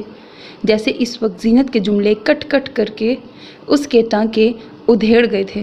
اس نے اداس مسکراہٹ کے ساتھ رخ موڑ لیا۔ اس نے چائے چڑھائی، تب تک زینت اس کی خاموشی کو بات اثر کر رہی ہے والی چپ سمجھ کر مزید سمجھاتی رہی، اور اس کی باتیں صاحبہ کے ناخنوں کا کام انجام دیتی رہیں۔ وہ خالی کپ ٹرے میں رکھ رہی تھی، تب تائی نے ہال کے دروازے سے گھبرائی سی آواز لگائی، زینت، معیز سیڑھیوں سے گر گیا ہے۔ زینت جملہ ادھورا چھوڑ کر باہر بھاگی۔ فون پر بات کرتے ہی وہ دونوں فوراً گھر جانے تیار ہو گئیں۔ ارباب بھائی اسے قریبی کلینک لے جا رہے تھے۔ میں بھی چلتا ہوں۔ عبدالخالق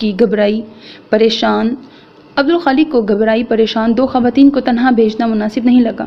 ان کے جانے کے بعد وہ واپس باورچی خانے میں آئی۔ وہ چولہا بند کرنا بھول گئی تھی اور اب پک پک کر چائے نصف رہ گئی تھی۔ زینت کے جملے اب بھی اس کے آس پاس گونج رہے تھے۔ وہ سلیب کے کنارے پر ہاتھ رکھے کھول کھول کر رنگت بدل چکی چائے پر نظر جمائے کھڑی تھی۔ کمرے سے باہر نکل رہا اسیر ٹھٹک کر دروازے میں ہی رک گیا۔ وہ پھر بے خیالی میں بائیں ہتھیلی کی پشت کورید رہی تھی۔ اچانک اس نے ہاتھ روکا اور چائے کے برتن کا ہینڈل تھاما۔ اسیر کا دل چاہا آواز دے کر اسے متوجہ کرے، مگر وہ کچھ کرتا اس سے پہلے ہی وہ ساس پین کا ہینڈل اٹھا کر سنک کی طرف بڑھی، اور اس کا اگلا عمل ذہن میں آتے ہی اسیر پلک جھپکتے ہی باورچی خانے میں آ کر چیخا، اسٹاپ! مگر دیر ہو چکی تھی۔ وہ کھولتی چائے بائیں ہاتھ پر انڈیل رہی تھی۔ اسیر نے ساس پین چھین کر سنک میں پھینکا اور کلائی پکڑ کر ہاتھ نلکے کے نیچے کر کے پانی ڈالنا شروع کر دیا۔ اس کے چہرے پر تکلیف کے آثار نہیں تھے، لیکن آنسو بہہ رہے تھے۔ اس نے ہاتھ چھڑانے کی کوشش کی۔ یہ ہاتھ ڈاکٹر کے ہاتھ میں ہے، اسیر نے سنجیدگی سے کہا۔ نلکا اور چولہا بند کیا اور یوں ہی اس کی کلائی تھامے اپنے کمرے میں آیا۔ بیٹھیں۔ کمرے کی اکلوتی کرسی کے قریب لا کر اسے حکم دیا۔ وہ بیٹھ گئی۔ اسیر نے اس کا ہاتھ اب بھی نہیں چھوڑا تھا۔ اسے ڈر تھا وہ پھر کھرچنے لگے گی۔ میز پر ہی فرسٹ ایڈ باکس رکھا تھا۔ اس نے ایک ہاتھ سے باکس اٹھایا اور نیچے موڑ کر فرش پہ بیٹھ گیا۔ وہ سر جھکائے آنسو بہاتی خاموشی سے اس طبیب کی حرکتیں دیکھ رہی تھی۔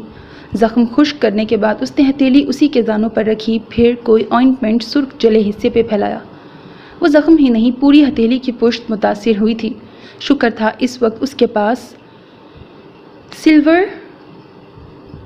پتہ نہیں کیا آئنٹمنٹ تھا، مگر فائن میش گاز نہیں تھا۔ زخم پر ویسے اس کی ضرورت نہیں تھی، لیکن کچھ بعید نہ تھا اس کا ہاتھ پھر وہاں تک پہنچ جاتا۔ اس نے ایک گہرا سانس لے کے سر جھکائے بیٹھی صاحبہ کو دیکھا۔ آپ مجھے یقین دلائیں، اس زخم کو چھوئیں گی نہیں؟ اس نے جواب دینے کی بجائے دائیں ہاتھ سے گال خشک کیے اور بایاں ہاتھ زانوں سے اٹھانا چاہا۔ اسیر نے پھر اس کی کلائی پر ہاتھ رکھا، ورنہ مجھے ابھی آپ کو ہاسپٹل لے جا کر اس کے ٹھیک ہونے تک وہاں ایڈمٹ کرنا پڑے گا۔ وہ سنجیدہ تھا۔ وہ اب بھی چپ رہی، خود کو روکتے روکتے بھی وہ پوچھ بیٹھا، کیوں کیا آپ نے ایسا؟ وہ چند ثانیے اسے دیکھتی رہی، پھر اچانک آنکھوں پر ہتھیلی رکھ کر رونے لگی۔ کچھ دیر بعد اس نے پکارا، صاحبہ! اس نے سنبھل کر آنسو روکے اور ہتھیلی آنکھوں سے ہٹائی۔ وہ اس سے کھل کر بات کرنے کا ارادہ کر چکا تھا۔ ابو سے مت کہیے گا پلیز، اس نے التجا کی۔ یہ ان سے چھپ نہیں سکے گا۔ اسیر نے اس کی کلائی سے ہاتھ ہٹا لیا۔ آپ کچھ دن کام بھی نہیں کر سکیں گی۔ اس نے زانوں پر دھری ہتھیلی کی پشت کو دیکھا۔ میں کہوں گی غلطی سے گرم پانی گر گیا تھا، آپ بھی یہی یاد رکھیں۔ اس کی نئی فکر بھانپ کر اسیر نے بات کرنے کا ارادہ ترک کر دیا۔ وہ کھڑا ہو گیا۔ ایک شرط پر۔ اس نے میز پر رکھے بیگ سے دوائی کی اسٹرپ نکالی۔ آپ کو آئنٹمنٹ کے ساتھ 2 وقت میڈیسن لینی ہوگی، ایک یہ ٹیبلٹ اور مزید 2 ٹیبلٹس جو فی الحال میرے پاس نہیں ہیں، میں بعد میں دیتا ہوں۔ اس نے اسٹرپ اس کے سامنے کی مگر وہ فوراً ہاتھ بڑھا کر لے نہیں سکی۔ وہ اس توجہ اور خیال کے قابل تو نہیں تھی۔ درد اور تکلیف میں تخفیف کبھی اس کا مقصد نہیں رہا تھا، یہ تو اسے زندہ ہونے کا احساس دلاتے تھے، سزا جاری رہنے کا احساس۔ پھر میں انکل سے سچ کہہ دیتا ہوں۔ اس نے ہاتھ پیچھے کیا۔ نہیں، صاحبہ نے ہاتھ بڑھا کر اس کے ہاتھ سے اسٹرپ لے لی۔ میں ساری میڈیسن لوں گی۔ وہ کرسی چھوڑ کر کھڑی ہو گئی۔ گڈ۔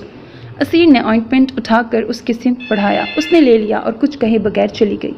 وہ پیچھے میز سے ٹیک لگائے اسے جاتے دیکھتا رہا۔ اس کا پہلے والی غلطی دہرانے کا کوئی ارادہ نہیں تھا۔ عبدالخالق 2-2.5 گھنٹے بعد واپس آئے۔ موئس کو سر میں 2 ٹانکے لگے تھے۔ اسے ایک ہاتھ سے کام کرتے دیکھ کر انہوں نے پوچھا اور اس نے طے شدہ جھوٹی وجہ بیان کر دی۔ کچھ لگایا اس پر؟ جی، ڈاکٹر صاحب نے دوائی اور آئنٹمنٹ دیا ہے۔ رات کھانے کی میز پر اس نے قصداً بقیہ دوائیاں عبدالخالق کے سامنے اسے دیں۔ تینوں ٹیبلٹس 2 ٹائم لینی ہیں اور آئنٹمنٹ 4-5 بار لگائیں۔ اسے گیلا کریں، نہ اس ہاتھ سے کوئی کام کریں۔ دھیان سے کام کیا کرو، حاجرہ نے کہا۔ آپ نورن کو فون کر دیں، اس کا ہاتھ ٹھیک ہوتا ہے تب تک وہ کھانا بھی بنا دے گی۔ انہیں بیٹے کی فکر لاحق ہوئی تھی۔ صاحبہ کام نہیں کرے گی تو اسے وقت پر سب کچھ کیسے ملے گا؟ میں نے کر دیا ہے انہیں فون، صاحبہ نے کہا۔ توجہ سے کام کیا کرو۔ جی۔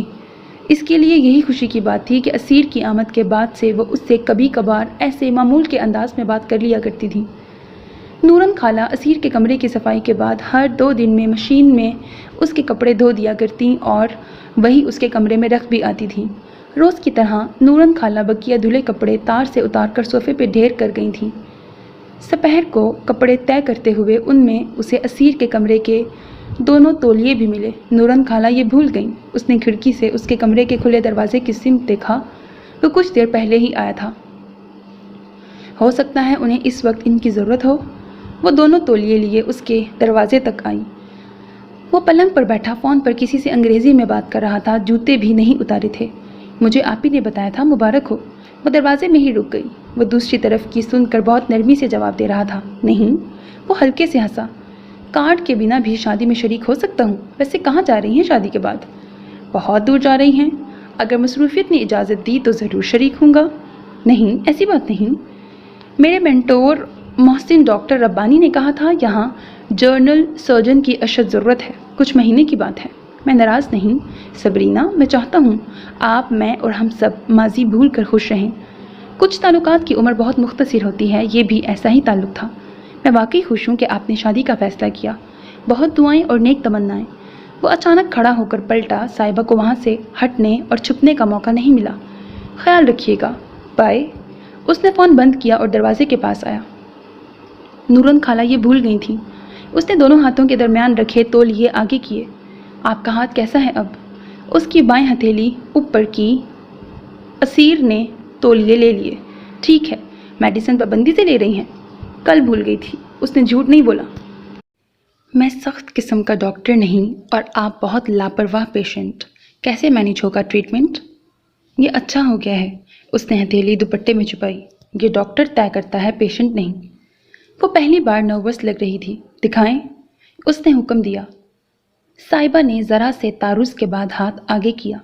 بے ترتیب اور ناہموار کناروں والا 2-2.5 انچ کا وہ دائرہ نما سا حصہ اس کے صاف گندمی رنگ سے زیادہ گہرا تھا۔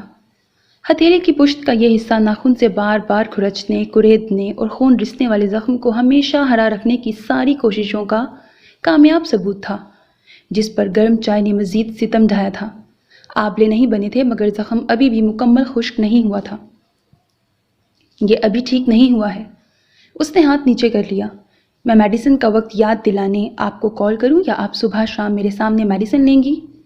وہ سر اونچا کر کے اسے دیکھنے لگی۔ یہ سب اتنا ضروری کب سے ہو گیا تھا؟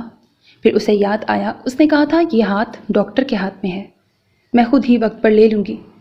اسے اس یقین دہانی پر یقین نہیں آیا تھا مگر اس نے مزید کچھ نہیں کہا۔ اوکے۔ وہ پلٹ کر ہال میں آ گئی۔ صبرینہ، اس نے دل میں دہرایا، خوبصورت نام ہے۔ صبح ہال میں آئی تو وہ میز پر اخبار پھیلائے بیٹھا تھا۔ اس نے کافی کا مگ میز پہ رکھا۔ Thank you. اس نے اخبار ایک طرف کر کے مگ اٹھا لیا۔ وہ جانے لگی تھی کہ اس نے پکارا، صاحبہ۔ وہ انگلیاں مروڑتی اسے دیکھنے لگی۔ بیٹھیں۔ وہ جھجکتے ہوئے اس کے سامنے والی کرسی پہ بیٹھ گئی۔ باقی باتوں کے لیے میں آپ سے گزارش ہی کر سکتا ہوں، مگر ایز اے ڈاکٹر اس ہاتھ کے لیے آپ کو حکم دینے کا اختیار رکھتا ہوں۔ اس نے ہاتھ پھر دوپٹے کے اندر کر لیا۔ وہ پابندی سے ہاتھ کی پروگریس دیکھتا تھا، اس لیے وہ بھی خیال رکھنے لگی تھی۔ اب یہ ٹھیک ہے، جب تک یہ ڈارک سپاٹ باقی ہاتھ جیسا نہیں ہو جاتا اسے ٹھیک نہیں کہا جا سکتا۔ وہ جو کہہ رہا تھا وہ ناممکن تھا۔ ڈاکٹرز کو وعدہ لے کر ٹریٹمنٹ کی اجازت ہوتی تو میں آپ سے وعدہ لے لیتا۔ وہ سر جھکا گئی۔ یہ میڈیسن اور آئنٹمنٹ سے نہیں، آپ کی قوت ارادی سے ہی مٹ سکتا ہے، اور مجھے اپنی قوت ارادی پر بھروسہ نہیں۔ وہ اسے ایک ناکام مشقت سے باز رکھنا چاہ رہی تھی۔ پھر آپ وعدہ کر لیں۔ وہ کچھ دیر خاموش رہی، پھر آہستہ سے کہا، میں کوشش کروں گی۔ گڈ۔ وہ اٹھ کر جانے لگی تھی کہ اسیر نے کہا، آپ کافی اچھی بناتی ہیں۔ اس بالکل نئی بات پر وہ اسے دیکھنے لگی۔ وہ مسکرا رہا تھا، اور اس دل فریب مسکراہٹ میں کوئی نئی بات تھی۔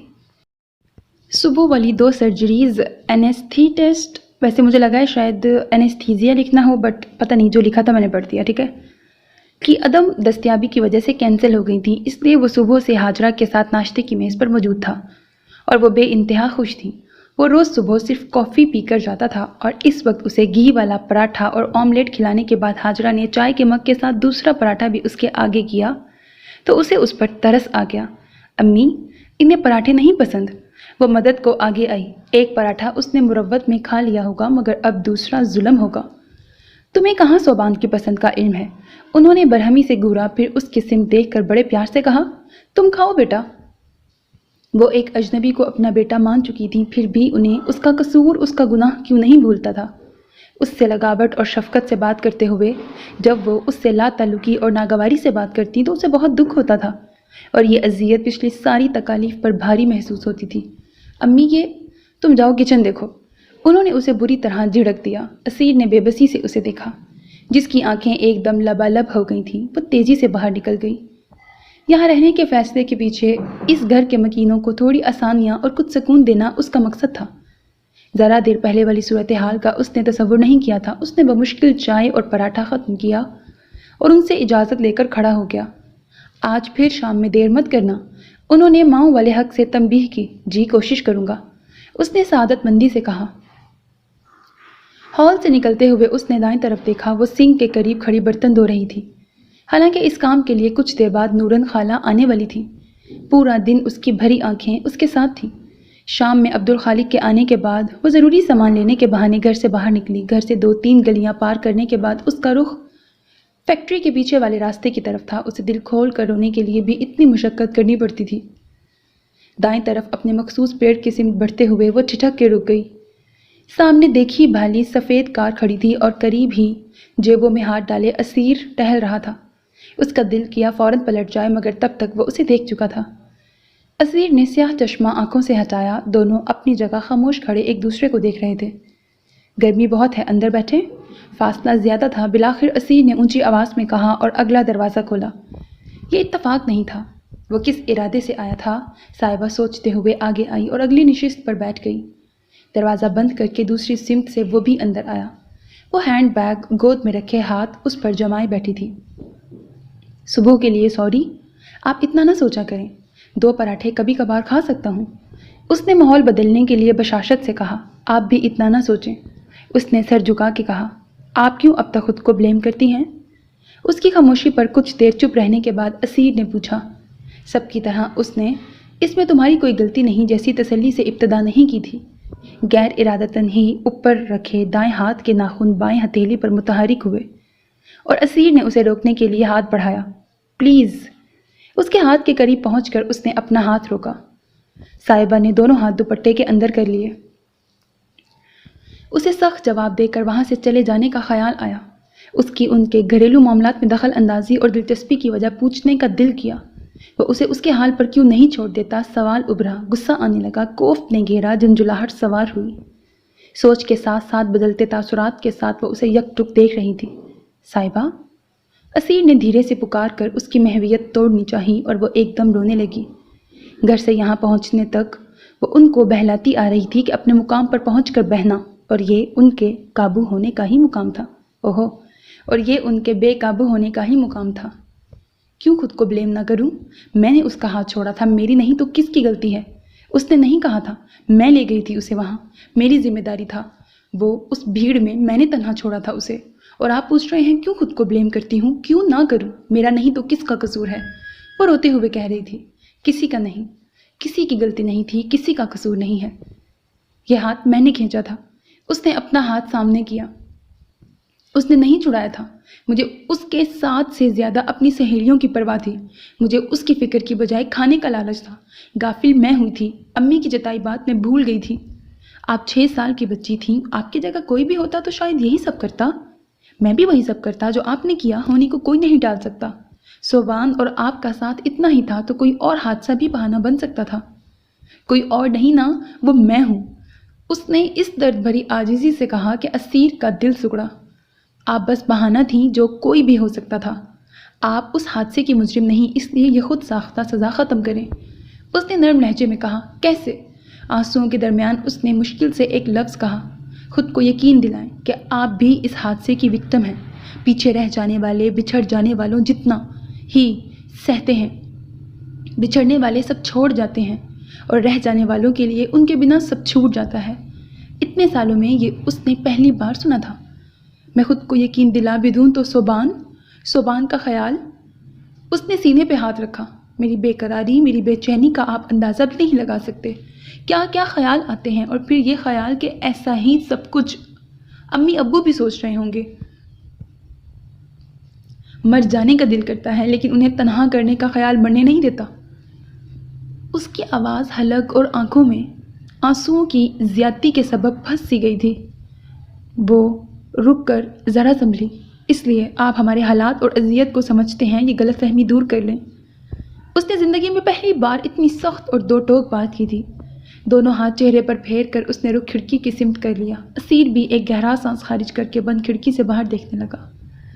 ایک لمبی خاموشی کے بعد اسیر نے پھر اس کی سمت دیکھا۔ کیسے خیال آتے ہیں؟ اس نے فوراً کچھ نہیں کہا، لیکن کچھ دیر بعد کھڑکی سے باہر دیکھتے ہوئے خود کلامی کے انداز میں کہنا شروع کیا، کہاں ہوگا اس وقت صوبان؟ اس کے ساتھ کیا ہوا ہوگا؟ 5 سال کا وہ معصوم کس کے ہتھے چڑھا ہوگا؟ کتنا رویا ہوگا وہ؟ جانے کب تک بھٹکتا رہا ہوگا؟ کتنا ڈرا ہوا ہوگا وہ؟ کتنا یاد کیا ہوگا اس نے ہم سب کو؟ بہت چیخا چلایا ہوگا۔ کسی نے اس کی آواز سنی بھی ہوگی یا نہیں؟ اسے بھی اندھیرے سے ڈر لگتا تھا۔ کسی نے اس کی مدد کی ہوگی یا نہیں؟ ہماری طرح پھر کس نے پیار کیا ہوگا اس سے؟ وہ پھر رونے لگی تھی۔ چلتے چلتے اس کی چپلیں ٹوٹ گئی ہوں گی، ہمت جواب دے گئی ہوگی۔ جانے کتنے دن تک وہ بھوکا ہوگا۔ اسے کسی نے پانی بھی دیا ہوگا یا نہیں؟ اسے غلط لوگوں نے پکڑا ہوگا تو کیسے ظلم ڈھائے ہوں گے اس پر؟ کیا وہ اس سے بھیک منگوا رہے ہوں گے؟ اس کے لیے تو وہ ہاتھ پیر توڑ دیتے ہیں، اندھا بہرا بنا دیتے ہیں۔ وہ کسی سگنل یا فٹ پاتھ پر کھلے آسمان تلے زندگی گزار رہا ہوگا تو؟ اس کی آواز میں درد سے دراریں پڑ رہی تھیں۔ آنسو بار بار راستہ روک رہے تھے، مگر وہ رک نہیں رہی تھی۔ کچھ مزدوری کے لیے بیچ دیتے ہیں، کتنے دام لگے ہوں گے امی ابو کے جگر کے ٹکڑے کے۔ اس کے معصوم اور ننھے ننھے ہاتھ بوجھ اٹھانے کے لیے تو نہیں تھے۔ کیا اب بھی وہ کسی کا غلام ہوگا؟ مالک کی مرضی سے اٹھنے بیٹھنے والا نوکر ہوگا؟ یا اسے چائلڈ ٹریفکنگ والوں نے اٹھایا تھا؟ وہ تو بچوں سے۔ اس نے گردن موڑ کر اسیر کو دیکھا۔ جب خیال آتا ہے کہیں وہ جنسی جرائم میں ملوث افراد کے پاس تو نہیں پہنچا، تب دوسرا خیال یہ آتا ہے، اللہ کرے اس سے پہلے اس کی زندگی پوری ہو گئی ہو، وہ مر گیا ہو۔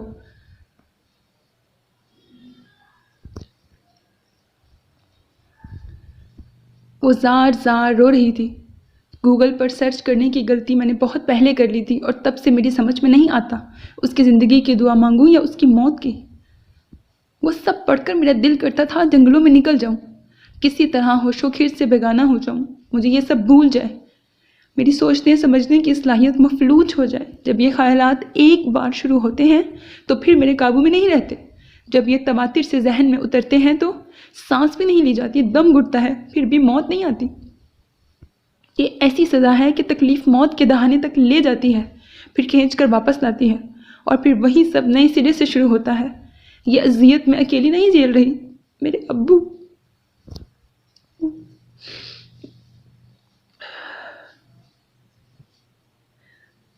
ابو को بھی تو گوگل نے وہی جواب دے دیے ہوں گے، اور میرے ابو؟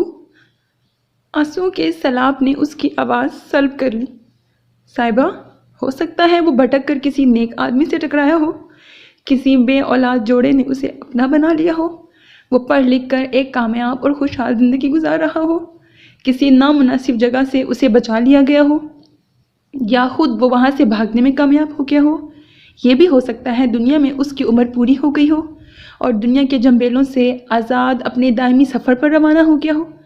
اگر ایسا نہیں ہوا ہے تو بھی یہ دنیا ہے، وقت کے ساتھ یہاں سب سروائیو کرنا سیکھ جاتے ہیں، حالات نے اسے بھی مضبوط بنا دیا ہوگا، اچھا برا اس کے ساتھ جو بھی ہوا ہو وہ اس کے ساتھ جینا سیکھ گیا ہوگا۔ اس کی اپنی دنیا ہوگی، عام لوگوں کی دنیا جیسی، جس میں دکھ سکھ آنسو ہنسی سب ہوتا ہے۔ شاید اسے پچھلا کچھ یاد بھی نہ ہو، وہ آپ سب کو بھول گیا ہو، جہاں بھی ہے خوش اور مطمئن ہے۔ سوچنا ہی ہے تو سب کچھ اچھا کیوں نہیں سوچتی؟ تصور ہی کرنا ہے تو خوش کن تصور کیوں نہ کریں؟ اس سے حقیقت تو نہیں بدلے گی۔ کیا ہے حقیقت؟ آپ جانتی ہیں؟ نہیں نا، کوئی نہیں جانتا سوائے صوبان اور مالک مطلق کے۔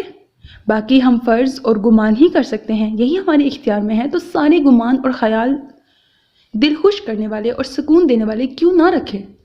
وہ اس نئی بات پر چپ رہی۔ پہلی بار کوئی ایسا انوکھا کچھ کہہ رہا تھا، برا اور دکھ دینے والا ہی کیوں سوچے؟ وہموں اور وسوسوں کو اچھے خیالات سے بدلنے کی کوشش تو کر ہی سکتے ہیں۔ زندگی بھی تو ہماری ذمہ داری ہے، درد اور اداسی خود سے دور کرنے والی مشقت ہمیں ہی کرنی ہوتی ہے۔ اس کے آگے ہتھیار نہیں ڈالتے، جنگ کرتے ہیں، انہیں شکست دیتے ہیں۔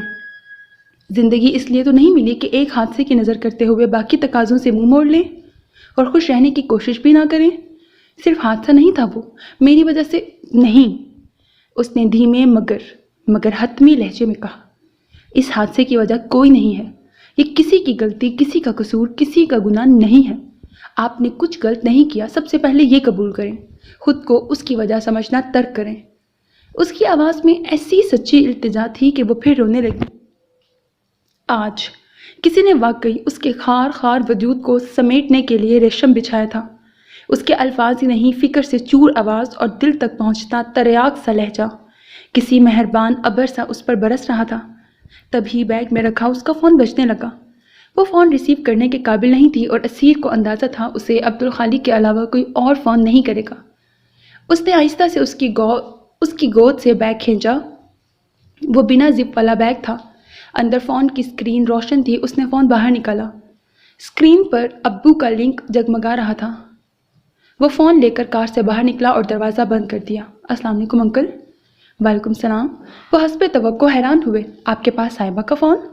وہ مجھے راستے میں ملیں، شاپ پر کچھ بھول گئی تھیں، وہ لینے گئی ہیں۔ اچھا، مجھے باہر جانا ہے، اسی لیے اسے کال کی تھی کہ ذرا جلدی آ جائے، بس کچھ منٹ میں پہنچ رہے ہیں۔ فون بند کر کے وہ پھر اندر آیا۔ انکل کو کہیں جانا ہے، میں نے کہا آپ راستے میں مل گئی تھیں، اس نے فون اس کی طرف بڑھا کر کہا۔ اس نے فون لے کر واپس بیگ میں ڈال دیا، دوپٹے سے چہرہ خشک کیا اور اس کی سمت دیکھے بغیر کہا، گھر چلیں؟ اسے جو کہنا تھا وہ ابھی باقی تھا، مگر عبدالخالق کے فون کے بعد مناسب نہیں تھا کہ وہ مزید وہاں رکتے۔ اسیر نے کار سٹارٹ کی اور ناہموار راستے پر آگے بڑھا دی۔ بیچ میں ایک دکان پر رک کر صاحبہ نے کچھ چیزیں خریدی۔ کار رکتے ہی وہ دروازہ کھول کر باہر نکل گئی تھی۔ عبدالخالق کے کسی دوست کا ایکسیڈنٹ ہوا تھا، وہ اسے دیکھنے ہسپتال جا رہے تھے۔ وہ سامان باورچی خانے میں رکھنے آئی، تب تک وہ صحن سے ہی اسے کہتے باہر نکل گئے۔ اس نے شکر کا سانس لیا، ورنہ اس کا رویا چہرہ دیکھ کر وہ اس سے پوچھتے تو کچھ نہیں تھے مگر چپ ہو جاتے تھے۔ اسیر اندر نہیں آیا تھا۔ باہر عبدالخالق سے بات کرنے پر پتہ چلا ان کے دوست اسی کے ہسپتال میں ایڈمٹ تھے، اسے بھی واپس جانا تھا، سو وہ دونوں ایک ساتھ ہسپتال روانہ ہو گئے۔ لائبہ کا فون آیا تھا۔ زینت نے شاید اس سے بھی بات کی تھی کیونکہ وہ اسے شادی کے لیے رضامند کرنے کی کوشش کر رہی تھی۔ میں نے بھائی سے بات کی ہے، وہ امی ابو کو اپنے ساتھ لے جائیں گے، وہاں نفسیاتی مریضوں کا بہت اچھے سے خیال رکھا جاتا ہے۔ امی کی دیکھ بھال ایسے ہاسپٹل یا سینٹر میں یہاں سے زیادہ بہتر ہوگی۔ ابو اگر وہاں نہ جانا چاہیں تو وہ میرے پاس آ جائیں گے۔ تم ان کے لیے اپنی زندگی کو آگے بڑھنے سے کیوں روک رہی ہو؟ ابو کو بھی یہ اچھا کہاں لگتا ہوگا کہ تم ان کی وجہ سے انکار کرتی ہو۔ وہ زور زبردستی نہیں کرنا چاہتے، تو تم بھی تو سمجھو۔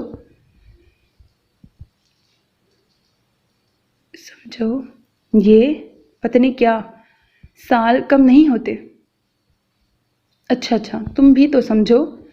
22 سال کم نہیں ہوتے، اس فیز سے باہر نکلو، زندگی میں رنگ بھرو، اسے انجوائے کرو۔ ایسا کرو، کچھ دن کے لیے میرے پاس آ جاؤ، تمہارا اس گھر سے نکلنا ضروری ہے۔ تم نے خود کو اس گھر میں قید کر رکھا ہے جہاں صرف اداسی اور مایوسی کا بسیرا ہے، اور وہاں رہ کر تمہاری سوچ بھی ایسی ہی ہو گئی ہے۔ تم امی ابو کی وجہ سے شادی سے انکار نہ کرو، امی ابو کا کوئی نہ کوئی انتظام ہو جائے گا۔ تب سے وہ ہال کے فرش پر دیوار سے ٹیک لگائے بیٹھی تھی۔ اسے لائبہ کی باتوں پر کبھی غصہ آ رہا تھا، کبھی وہ درست لگ رہی تھی، تو کبھی انتہائی خود غرض، جسے والدین کی قطعی فکر نہ تھی۔ پہلے اسے اس قسم کی باتوں پر بس دکھ ہوتا تھا، وہ روتی رہتی تھی۔ کئی دفعہ تھا کہ اسے غصہ بھی آ رہا تھا اور وہ ٹھیک بھی لگ رہی تھی۔ صحن کا دروازہ کھول کر اندر آئے اسیر کو کھڑکی سے وہ دکھائی دے گئی تھی۔ کل سے اب تک ان کے مابین کوئی بات نہیں ہوئی تھی۔ کچھ سوچتے ہوئے وہ کمرے میں جانے کی بجائے ہال میں چلا آیا۔ اسے دیکھتے ہی صاحبہ نے سامنے پھیلے پیر سمیٹے۔ وہ اٹھتی اس سے پہلے اسیر نے ہاتھ اٹھا کے اسے روکا۔ بیٹھی رہیں۔ جوتے اتار کر وہ بھی اس سے فاصلے پر دیوار سے ٹیک لگا کے بیٹھ گیا۔ وہ بھی اس کی طرح دو زانوں بیٹھا تھا۔ بیگ اس نے بازو میں رکھ دیا تھا۔ آج آپ سوئی نہیں؟ اس نے گردن موڑ کر اسے دیکھا اور صاحبہ کا منہ کھلا رہ گیا۔ اس کھڑکی سے یہ دیوار نظر آتی ہے۔ وہ اندر آنے والی بات گول کر گیا۔ وہ کیا جواب دے سکتی تھی؟ سو سر جھکا لیا۔ کل ہماری بات مکمل نہیں ہوئی تھی۔ آپ کیوں ہم سب میں اتنی دلچسپی لیتے ہیں؟ اس کا جملہ کاٹ کر پوچھے گئے اس سوال کے لیے وہ تیار نہیں تھا۔ میں کیا، کوئی بھی انسان؟ سچ کہیں، اس نے پھر قطع کلامی کی۔ اس کے پاس 20 سالہ تجربہ تھا اور یہ واحد شخص تھا جس نے علامتوں کی ملامت اور مرمت کی بجائے نبض پر ہاتھ رکھا تھا۔ وہ دونوں کچھ پل گردن موڑے ایک دوسرے کو دیکھتے رہے، پھر اسیر نے سر سیدھا کرتے ہوئے نظر کا زاویہ بدلا۔ میں بھی ان لوگوں میں سے ہوں جو پیچھے رہ جاتے ہیں، مگر میری کہانی آپ سے بہت مختلف ہے۔ اس دن بھائی 12 گھنٹے کی ڈیوٹی کر کے آئے تھے، مگر پاپا کے پیر درد کی وجہ سے انہیں ڈرائیونگ سے روکنے کے لیے وہ خود ڈرائیو کر کے انہیں ایک ریلیٹیو کی شادی میں لے گئے۔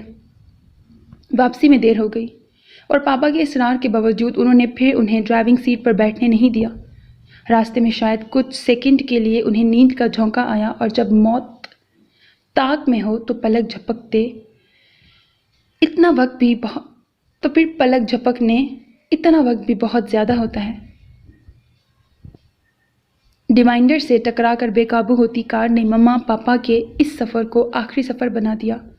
ہفتہ بھر زندگی اور موت کی جنگ جیت کر بھائی کو جب ہوش آیا تو اس نے ایک گہرا سانس آزاد کیا۔ دنیا بدل گئی تھی، ہماری ہفتہ بھر پہلے ہی اور ان کی ہفتہ بھر بعد۔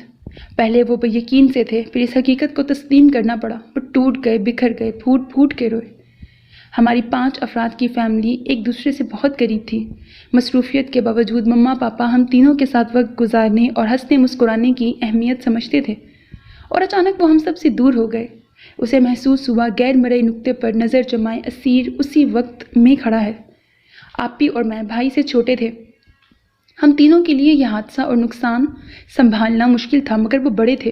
سب ان سے کہتے، تم بڑے ہو بھائی بہن، اب تمہاری ذمہ داری ہے، اب والدین کی جگہ تمہیں سنبھالنی ہے، اور جانے کیا کیا۔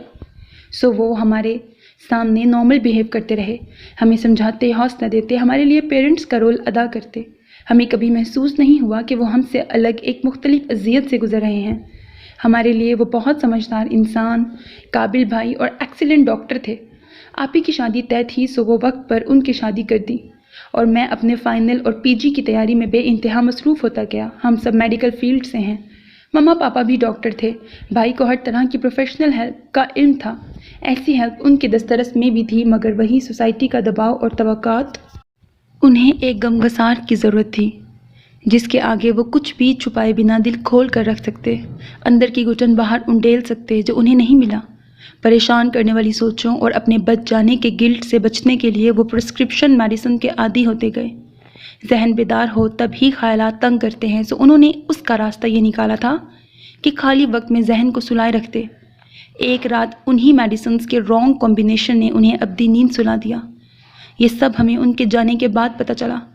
ان کے اصل حالات کسی حد تک ہماری کزن اور ان کی فیونسی سبرینا جانتی تھی، مگر وہ بھی اپنی انٹرنشپ میں بے انتہا بزی رہتی تھی۔ پھر بھائی نے ہمیں کچھ بھی نہ بتانے کا وعدہ لے رکھا تھا۔ اس کے سبیہ چہرے پر صاحبہ نے پہلی بار تکلیف کے آثار دیکھے۔ وقت گزر جانے کے بعد احساس ہوا کہ ہم نے اور بھائی نے بھی خود کو زیادہ ہی مضبوط سمجھ لیا تھا۔ کسی نے انہیں الزام نہیں دیا تھا، نہ کبھی قصوروار گردانا تھا۔ انہوں نے بھی ابتدائی دنوں کے علاوہ اس قسم کی بات کبھی نہیں کی تھی، لیکن اتنے بڑے حادثے میں بچ جانے اور اسی حادثے میں سب سے قریبی دو پیاروں کو کھو دینے کا بوجھ ان پر بھی تھا، اور وہ یہ تنہا سہ رہے تھے۔ ذہنی اور نفسیاتی مسائل میں پچھلے سالوں میں اتنی ہی ترقی ہوئی ہے کہ ہم ڈپریشن اور اینگزائٹی جیسی ٹرمز سننے اور سمجھنے لگے ہیں، اور ہم نے انہیں ہی کل نفسیاتی مسائل سمجھ لیا ہے۔ اس کے آگے پیچھے ہم کچھ اور دیکھتے ہیں نہ سوچتے ہیں۔ سروائیورز گلٹ بھی ایسی ہی نفسیاتی ہوتی ہے، جس میں بچ جانے والا خود کو مجرم سمجھنے لگتا ہے۔ ایک پڑھا لکھا، ہنستے مسکرانے والا قابل ڈاکٹر بھی وہی سب سوچ سکتا ہے جو ایک عام انسان۔ اسے بھی وہی سب کاش اور اگر مگر تنگ کرتے ہیں جو کسی عام انسان کو۔ ہم یہ نہیں سمجھ سکے۔ پتہ نہیں ہم کیوں نہیں سمجھ سکتے کہ انسان عمر، عہدے، ذہانت اور سمجھداری سے قطع نظر اس قدر کمزور اور مایوس بھی ہو سکتا ہے کہ اس کے لیے تنہا خود کو سنبھالنا ممکن نہیں رہتا۔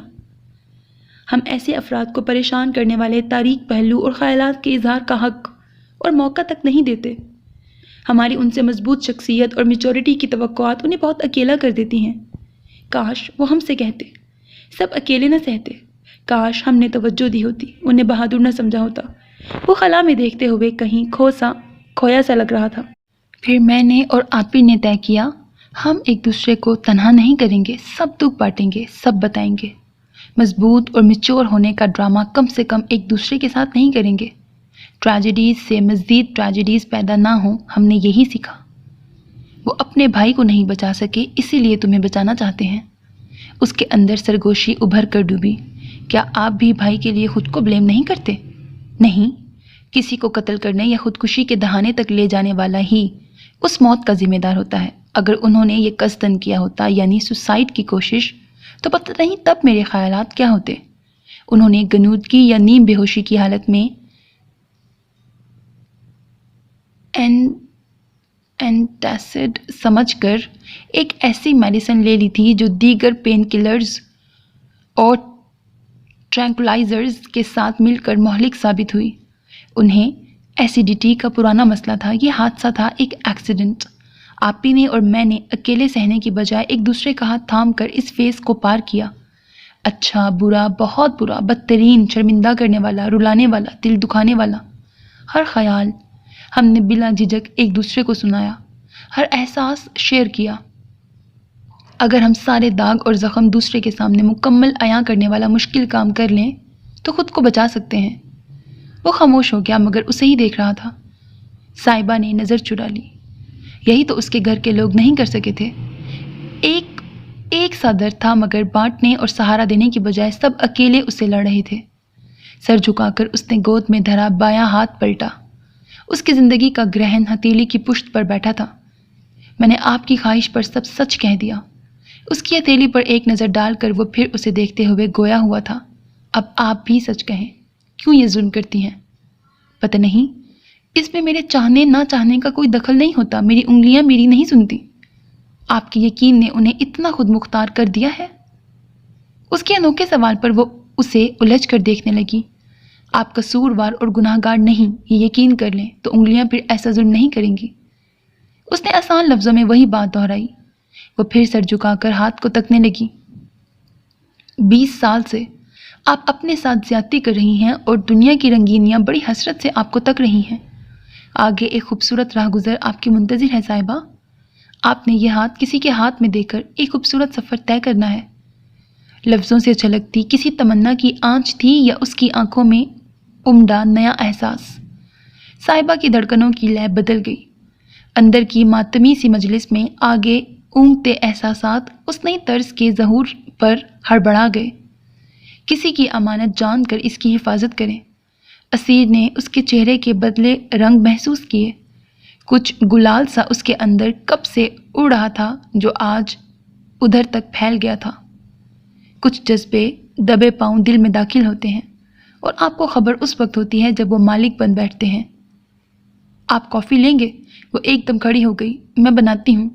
اسیر بھی مسکراتے ہوئے بیگ اٹھا کر کھڑا ہو گیا۔ وہ کافی بنا رہی تھی، اسی دوران عبدالخالق بھی آ گئے۔ اس نے شکر ادا کیا، فی الحال اسے تنہا اس کا سامنا نہیں کرنا تھا۔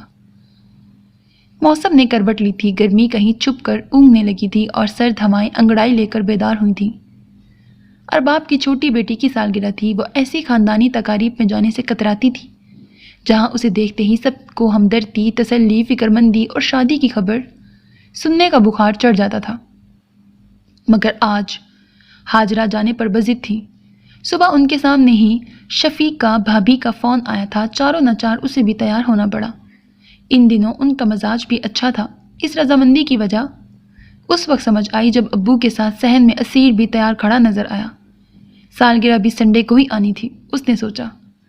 वो उसकी कार से ही ताया के घर पहुंचे थे। वो बच्चों और कजन्स के दरमियान बैठने की बजाय शफीका का हाथ बटाने बावर्ची खाने में आ गई और फिर ज़रा देर में उसे भी बेटी की सालगिरह एंजॉय करने बाहर भेज दिया कि इधर की फिक्र ना करे, मैं हूँ यहाँ।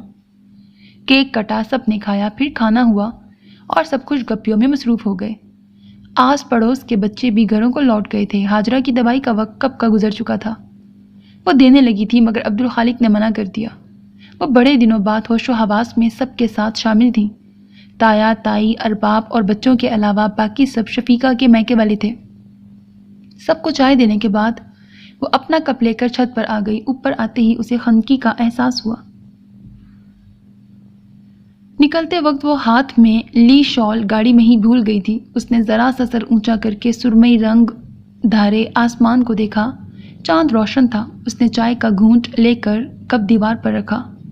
उफ, उसने फिर दुपट्टा लपेटा जो उस ठंड में नाकाफी था। उसका दिल नीचे जाने को भी तैयार नहीं था। तभी अकब में आहट उभरी। उसने पलट कर देखा। असीर आखिरी जीने पर था। करीब आकर उसने शॉल उसकी सिमत बढ़ाई। आप ये कार में ही भूल गई थी। थैंक यू, उसने शॉल लेते हुए कहा। उसे इस वक्त इसकी अशद ज़रूरत थी। सर्द हवाओं के लम्स ने उसका चेहरा गुलाबी कर दिया था।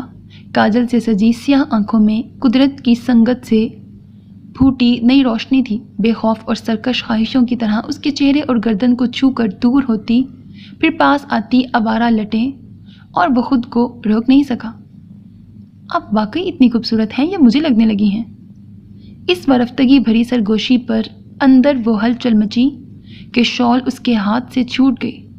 चारों तरफ यख हवाओं के बावजूद पहलू में बड़ी खफीफ और लतीफ़ सी तपिश जागी थी।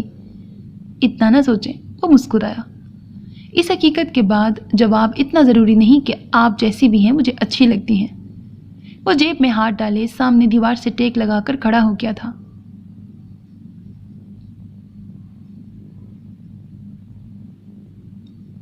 उसकी पलकें और लब इस अफ्ताद का बार संभाल नहीं पाए थे। घबराए नहीं, मैं नहीं पूछूंगा मैं कैसा लगता हूँ, कम से कम इस वक्त नहीं। आप कैसी बातें कर रहे हैं? वो मिनमिनाई। सच्ची बातें? उसकी निगाहें मरकज़ पर जमी थीं। जो महसूस हो वो कह देना चाहिए। वो ऐसी नामा बड़ निगाहों की आदी नहीं थी। खुद ब खुद उसका सर झुक गया था। आपकी वजह से मेरी ज़िंदगी में तब्दीलियां आ रही हैं, ये जानना आपका हक है और बताना मेरा फ़र्ज़। उसका चेहरा ही नहीं, लहजा भी मुतबस्सिम था। आप बस सुन लिया करें। उसने अच्छी तरह खुद को शॉल में छुपाया और दीवार से कप उठाया। चलें, आपको सुबह हॉस्पिटल भी जाना है, उसने संजीदगी से कहते हुए खुद को पुरएतमाद साबित करने की कोशिश की। आप सुनेंगी ना? उसका अंदाज बता रहा था वो जवाब सुनकर ही हिलेगा। उसका दिल किया पूछे, आप मुझे क्यों सुनाना चाहते हैं? कुछ देर की शशोपंच के बाद उसने पूछ भी लिया। मेरे ख्याल, ख्वाब और ख्वाहिशें सब किसी के तसर्रुफ में हैं और ये खबर दुनिया से पहले आपको होनी चाहिए क्योंकि वो किसी आप हैं। वो मुकाबिल को ख़ास, बहुत ख़ास महसूस कराने के हुनर में ताक था। अचानक उसे न जाने कब कहाँ सुनाया पढ़ा हैप्पी हार्मोन डोपामाइन याद आ गया। उससे जुड़ी सारी मालूमात जान लेने के बाद भी वो समझ नहीं पाई थी कि खुशी का एहसास कैसा होता है। इस वक्त उसने सोचा, डोपामाइन रिलीज होने पर ऐसा ही लगता होगा जैसा मुझे इस वक्त महसूस हो रहा है। पता नहीं मैं ये लफ्ज़ ठीक पढ़ रही हूँ कि नहीं, अब जो भी है बस पढ़ रही हूँ। ये उसके लिए कोई नया एहसास था। दुनिया के करोड़ों लोग जो रोज़ महसूस करते थे वो पहली बार महसूस कर रही थी। मैंने कब कान बंद किए, उसने धीरे से कहा और फिर अपने ही जुमले पर हैरान सी شال سنبھالتی زینے کی طرف بڑھ گئی۔ یہ شاید ڈوپامائن کا ہی اثر ہے۔ اپنے جملے کے لیے اس نے اسے ہی دوشی ٹھہرایا۔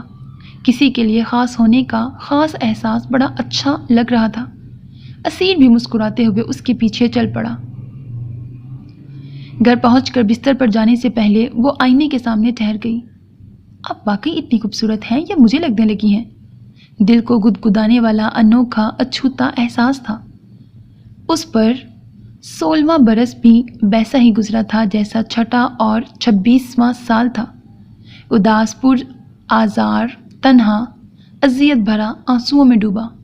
اسکول کالج بھی بوجھ کی طرح اس نے مکمل کیے تھے۔ اس کے لیے سب کچھ ہی بوجھ تھا، سانس لینا، زندہ رہنا، روز ہاتھ پیر ہلانا، اور وہ یہ بوجھ پوری دیانتداری اور ذمہ داری سے اٹھاتی تھی کہ اس قید بامشقت میں کوتاہی اور سستی اس کے لیے گناہ تھی۔ اس کے اندر اس قید سے آزاد ہونے کی خواہش کبھی نہیں جاگتی تھی، مگر اب کوئی اسے دوسری نہج پر لے جانے میں کامیاب ہوا تھا۔ اس کی محبوس دنیا کی دیوار میں کسی کی موجودگی اور اس کے الفاظ ایک دریچہ تراش گئے تھے۔ اس نے جانا تھا کہ اس زندان کے باہر بھی ایک دنیا ہے اور وہ دلکش ہے۔ اندر کی محفل میں وہ پہلی بار پچھلی کتار سے آشنا ہوئی تھی۔ وہاں ستائش کی خوشی سے لے کر چاہے جانے کی آرزو اور ایک سامع اور ساتھی کی چاہت نے اپنی موجودگی کا احساس کرایا تھا۔ اب تک پہلی کتار میں نمایاں اداسی، اذیت، پچھتاوے، کاش اور قصور کے درمیان محبت، خواب اور خواہش نے خود کو آشکارا کیا تھا۔ پہلی بار ملے التفات، کسی کی آنکھوں میں اپنا عکس، کسی کی سحر انگیز باتیں اور ایک مہربان قربت، اس کی دنیا بدل رہی تھی۔ کچھ اچھا ہو رہا تھا اور اس پر پہلی بار اسے ندامت نہیں تھی۔ میں نہیں پوچھوں گا میں کیسا لگتا ہوں۔ اسے تصور کرنے کے لیے اس نے آنکھیں بند کیں اور پہلی تصویر وہی تھی جب اس نے پہلی بار اسے ہاجرہ کے بازو میں بینچ پر دیکھا تھا۔ یادداشت میں رقم اس تصویر پر اسے حیرانی ہوئی، اور پھر کچھ دیر بند رہی آنکھوں نے واضح کیا کہ پہلا نقش ہی نہیں، اس کے اندر اس اجنبی مسیحا کے سارے نقوش پورے جزیات کے ساتھ محسوس تھے۔ آج وہ بستر پر لیٹی تو کمرے کی دیواروں سے وحشت اور افسردگی کی بجائے کچھ رنگ برنگے سانس لیتے خواب جھانک رہے تھے۔ ناقابل تسخیر لگنے والی فصیل علم پر کسی نے محبت کی کمند ڈال دی تھی۔ اس کے چند جملوں کا اثر تھا کہ اب وہ اس کی سمت دیکھنے سے کترانے لگی تھی، پھر بھی طواف کرتی نظریں اور ان کی سرگوشیوں سے انجان نہیں تھی۔ جانے اس طرف یہ تغیر کب سے رونما ہوا تھا، مگر صاحبہ کو اس کی خبر اب ہوئی تھی۔ آپی نے اس کی کھنکتی آواز سے جانا، یا شاید اس کے مزاج اور گفتگو میں شگفتگی اور ظرافت کی آمیزش انہیں باخبر کر گئی، اور انہوں نے اس کی وجہ دریافت کی۔ اسیر نے انہیں بتا دیا۔ اب انہیں اس لڑکی سے ملنے کی جلدی تھی جس نے اسیر کو اسیر کیا تھا۔ وہ وہاں آنا چاہ رہی تھی، مگر اس سے پہلے اسے عبدالخالق سے بات کرنا ضروری لگا۔ اس کا مدعا سن کر کتنی دیر انہوں نے کچھ نہیں کہا۔ اسیر کو بات کرنے سے پہلے یا بات کرتے وقت ڈر نہیں لگا، مگر اب ان کی چپ اسے ہلا رہی تھی۔ میری بچی عام لڑکیوں سے نہیں، اس نے اب تک بہت مشکل زندگی گزاری ہے۔ ہر باپ کی طرح میں بھی اسے خوش دیکھنا چاہتا ہوں، اس کے فرض سے سب کا دوش ہونا چاہتا ہوں، اور یہ بھی جانتا ہوں کہ میری بیٹی مختلف ہے۔ آپ کے فیصلے کے پیچھے صرف پسند ہے تو یہ اس کے حق میں شاید بہتر نہ ہو۔ ہاں، ہمارے حالات، گھر کا ماحول، اس کی ذہنی کیفیت، اس کی خاموشی اور درد کو سمجھنے کے بعد آپ نے یہ طے کیا ہے تو میں اس فیصلے سے خوش ہوں، لیکن آخری فیصلہ اب بھی صاحبہ کا ہوگا۔ خوشگوار اور مطمئن زندگی کے لیے صاحبہ کا دل سے راضی ہونا ضروری تھا۔ عبدالخالق کو یہ رشتہ بیٹی کے لیے کسی نعمت سے کم نہیں لگا تھا، اور صاحبہ سے بات کرتے ہوئے انہوں نے اسے سوچنے کا وقت دیا۔ اس کے چپ چاپ سن لینے اور فوراً انکار نہ کرنے پر انہیں اس کی طرف سے مثبت جواب کی امید بندھ گئی تھی۔ آج اتوار تھا، پھر بھی وہ صبح صبح ہسپتال گیا تھا۔ پچھلے دن ہوئی کریٹیکل سرجری کے مریض کو دیکھنا ضروری تھا۔ کھانے کے بعد ہاجرہ اور عبدالخالق کمرے میں چلے گئے تھے۔ وہ کھانے کی میز پر اخبار پھیلائے اپنے خیالوں میں اس قدر گم تھی کہ اسیر کی واپسی کا بھی پتہ نہیں چلا۔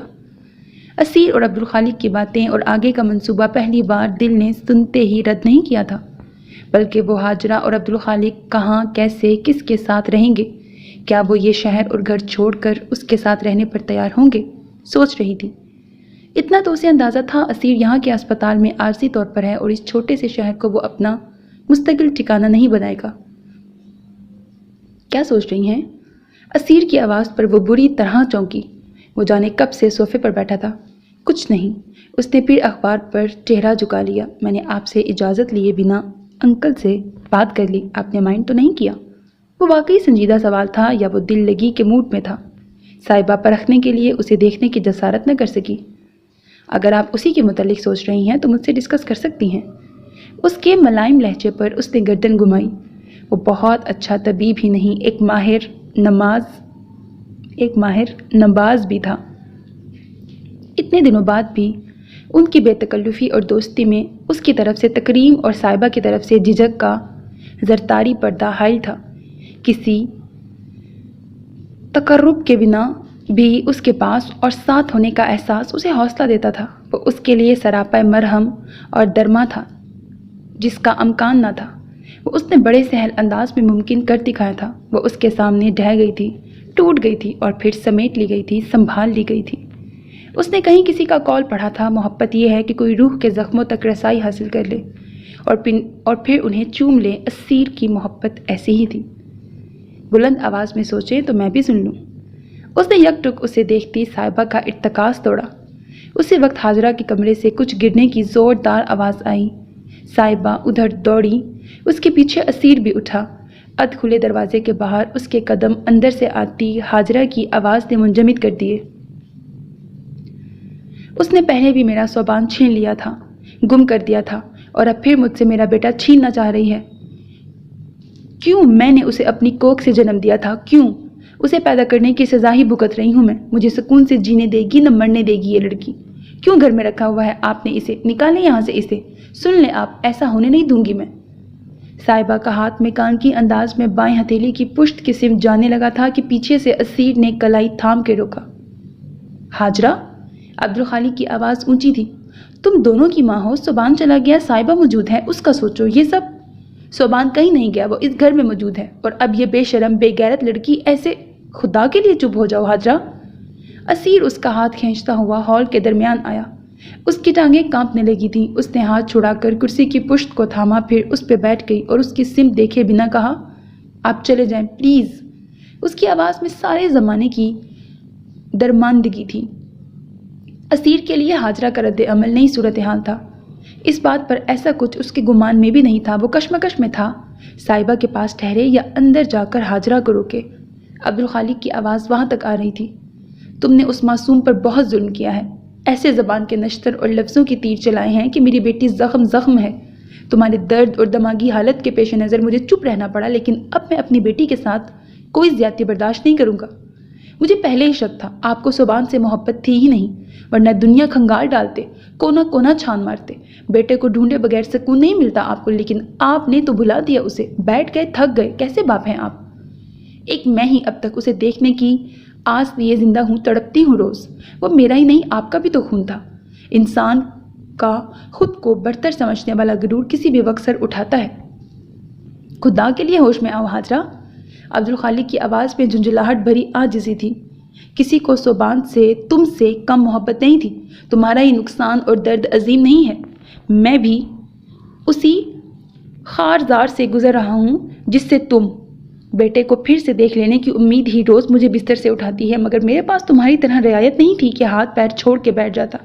میں کمزور ہونا، ٹوٹنا، بکھرنا افورڈ نہیں کر سکتا تھا۔ میری بیوی اور بچوں کو سنبھالنا تھا، مجھے کمانا تھا، گھر چلانا تھا۔ ہماری 3 اولادیں اب بھی ہیں ہمارے پاس تھیں۔ ان کی حفاظت کفالت کا ذمہ دار میں تھا۔ تم نے نہ صرف میرا ساتھ چھوڑ دیا بلکہ بچوں سے ماں بھی چھین لی۔ ایک بیٹا کھو کر میں نے باقیوں کی اہمیت سمجھی، انہیں آرام دلے، محفوظ اور خوش رکھنے کی کوشش پہلے سے زیادہ کی، انہیں ان کی مرضی اور خواہشیں پوری کرنے سے روکا نہ ٹوکا۔ اس سانحے کے اثرات سے بچنے کے لیے وہ جو کرنا چاہتے تھے انہیں کرنے دیا۔ جو چھین گیا تھا اس کا سوگ مناتے ہوئے جو پاس ہیں انہیں فراموش کرنا، نظر انداز کرنا کہاں کی دانشمندی ہے؟ تم نے اپنے سوا کسی کے درد اور نقصان کا احساس نہیں کیا، نہ شوہر کے دل میں جھانکا، نہ بچوں کے چہرے دیکھے۔ اتنا ہی کافی نہیں تھا تو تم نے صاحبہ کو ساری عمر سولی پر چڑھائے رکھا، اسے الزام دیتی رہی جس کی کوئی غلطی نہیں، بلکہ اس واقعے کے بعد اسے تمہاری زیادہ ضرورت تھی۔ تم نے صرف اس سے منہ ہی نہیں موڑا بلکہ میری معصوم بچی پر زندگی تنگ کر دی۔ اسے سمیٹنے سنوارنے کی بجائے روز توڑتی رہی اس کی زندگی۔ عبدالخالق اب رو رہے تھے۔ ان سے بات مکمل نہ ہو سکی، صاحبہ بھی رونے لگی تھی۔ جو پاس تھا، جو بچا تھا، اس کی قدر نہیں کی تم نے۔ دکھوں کے ساتھ جینا آسان نہیں ہوتا، مگر ہمیں کوشش کرنی پڑتی ہے، لڑنا ہوتا ہے، جیسے اب اتنے عرصے بعد صاحبہ لڑ رہی ہیں، کوشش کر رہی ہیں۔ اس نے ہمت کی ہے تو تم اسے پیچھے نہ کھینچو، خدا کا واسطہ۔ اسے اس قید سے رہائی دو، اسے خوش رہنے دو تاکہ میں سکون سے مر سکوں۔ ہے یہ ناول اتنا ایموشنل کیوں ہے؟ اچھا ہے، بہت اچھا ہے، لیکن ایموشنل ہے نا۔ ایک سیکنڈ۔ حاجرہ ہکا بکا انہیں سن رہی تھی۔ وہ تھکے تھکے سے کمرے سے باہر نکلے اور ہال میں ان دونوں کو دیکھ کر ٹھٹک گئے۔ صاحبہ نے دیکھا ان کا چہرہ آنسوؤں سے تر تھا۔ وہ کرتے کی آستین چہرے پر پھیر کر ان کے قریب آئے اور وہ ان کے سینے سے لگ کر بری طرح رو پڑی۔ میں آنٹی کو دیکھتا ہوں۔ اسیر جانے لگا تھا کہ عبدالخالق نے اسے روکا۔ نہیں، رہنے دو۔ انہوں نے صاحبہ کے سر پر ہاتھ رکھا۔ میں آج کچھ زیادہ بول گیا بیٹا، تم پریشان نہ ہو، کچھ وقت بعد تمہاری ماں ٹھیک ہو جائے گی، میں معافی مانگ لوں گا اس سے، مجھے وہ سب نہیں کہنا چاہیے تھا۔ وہ اور تیزی سے رونے لگی۔ کچھ غلط تو نہیں کہا تھا انہوں نے؟ گھر کے مرد سے سبھی سنبھل جانے اور سنبھال لینے کی توقع رکھتے تھے۔ اس کی بہادری کے پیچھے کی پردہ داری کوئی نہیں سمجھتا۔ وہ دیکھتی تھی اب بھی شہر یا آس پاس کے علاقے میں کسی لاوارث لاش کی خبر پر وہ چپ چاپ گھر سے نکل جاتے تھے۔ وہ اب بھی ہر ہفتے اقبال چودھری سے ملتے تھے۔ خاموشی سے انتظار اور تلاش مسلسل تو ان کی اب تک جاری تھی۔ بس بیٹا، انہوں نے اسے خود سے الگ کیا، فکر نہ کرو، میں تمہاری ماں کو منا لوں گا، وہ شام میں سو کر اٹھے گی تو نارمل ہوگی۔ انہوں نے اس کے آنسو صاف کیے۔ ابو؟ اس نے فیصلہ کر لیا تھا، یہ بات یہی ختم کر دیں۔ اس کا سر جھکا تھا۔ نہیں بیٹا، تم اپنی ماں کی باتوں کو دل پر مت لیا کرو، وہ ذہنی مریضہ ہے۔ ذرا دیر پہلے جذبات اور طیش میں وہ خود یہ بھول گئے تھے جس کا انہیں افسوس تھا۔ تم یہاں سے دور جاؤ، زندگی جیو، خوش رہو، یہ میری خواہش ہے۔ تمہیں آگے بڑھنا ہے، ایک نئی شروعات کرنی ہے، اور اس سفر میں اسیر کو تمہارا ہاتھ تھماتے ہوئے میں مطمئن ہوں۔ ان کا لہجہ مضبوط اور حتمی تھا۔ اسے کمرے میں بھیج کر اسیر اور عبدالخالق نے وہ سپہر آگے کی منصوبہ بندی میں گزاری۔ وہ اب دیر نہیں کرنا چاہتے تھے۔ وہ اثر پڑھ کر کمرے سے باہر نکلی، تب تک وہ دونوں ہال میں ہی تھے۔ وہ چائے بنا کر ٹرے لیے ہال میں آئی۔ میں امی کو دیکھتی ہوں۔ وہ دونوں کے سامنے کپ رکھ کر ان کے کمرے میں چلی آئی۔ خلاف معمول وہ پلنگ پر پیر لٹکائے بیٹھی تھی۔ بستر کی حالت اور ان کا چہرہ بتا رہا تھا وہ سوئی نہیں تھی۔ اس کا دل ڈوبنے لگا۔ وہ سو کر نہیں اٹھی، یعنی وہ ابھی تک ابو کی باتیں سوچ رہی تھیں۔ وہ پلٹ کر عبدالخالق کو بلانے کا سوچ رہی تھی کہ حاجرہ نے پکارا، صاحبہ۔ ان کا انداز اور آواز مختلف تھی۔ ادھر آؤ۔ انہوں نے بستر پر اپنے قریب ہاتھ رکھا۔ وہ ڈرتے ڈرتے ان کے قریب بیٹھ گئی۔ حاجرہ پوری اس کے سمت گھومی۔ مجھے معاف کر دو سبو۔ انہوں نے اسے بالکل ویسے پکارا جیسے اس حادثے سے پہلے لاڈ سے پکارتی تھی۔ امی، اس نے تڑپ کے کہا۔ اس پر گھبراہٹ سوار ہونے لگی۔ وہ ماں کے لیے اتنی محتاط اور خوف زدہ رہتی تھی کہ ان کا یہ نیا روپ بھی اسے کسی طوفان کا پیش خیمہ لگ رہا تھا۔ میرے 3 بچے اور ہیں، میں یہ بھول گئی تھی۔ تمہارے ابو نے ٹھیک کہا، مگر بہت دیر سے کہا۔ میں نے بہت تنگ دلی اور بزدلی کا مظاہرہ کیا، سنبھلنے کی کوشش ہی نہیں کی، باقیوں کا سوچا ہی نہیں، تمہیں محروم رکھا، جلی کٹی سناتی رہی۔ اب تو تلافی کا وقت بھی نہیں، میں پھر ہوش میں بیگانہ ہو جاؤں، اس سے پہلے مجھے کہنے دو۔ انہوں نے ساکت بیٹھی صاحبہ کا چہرہ ہاتھوں میں لیا۔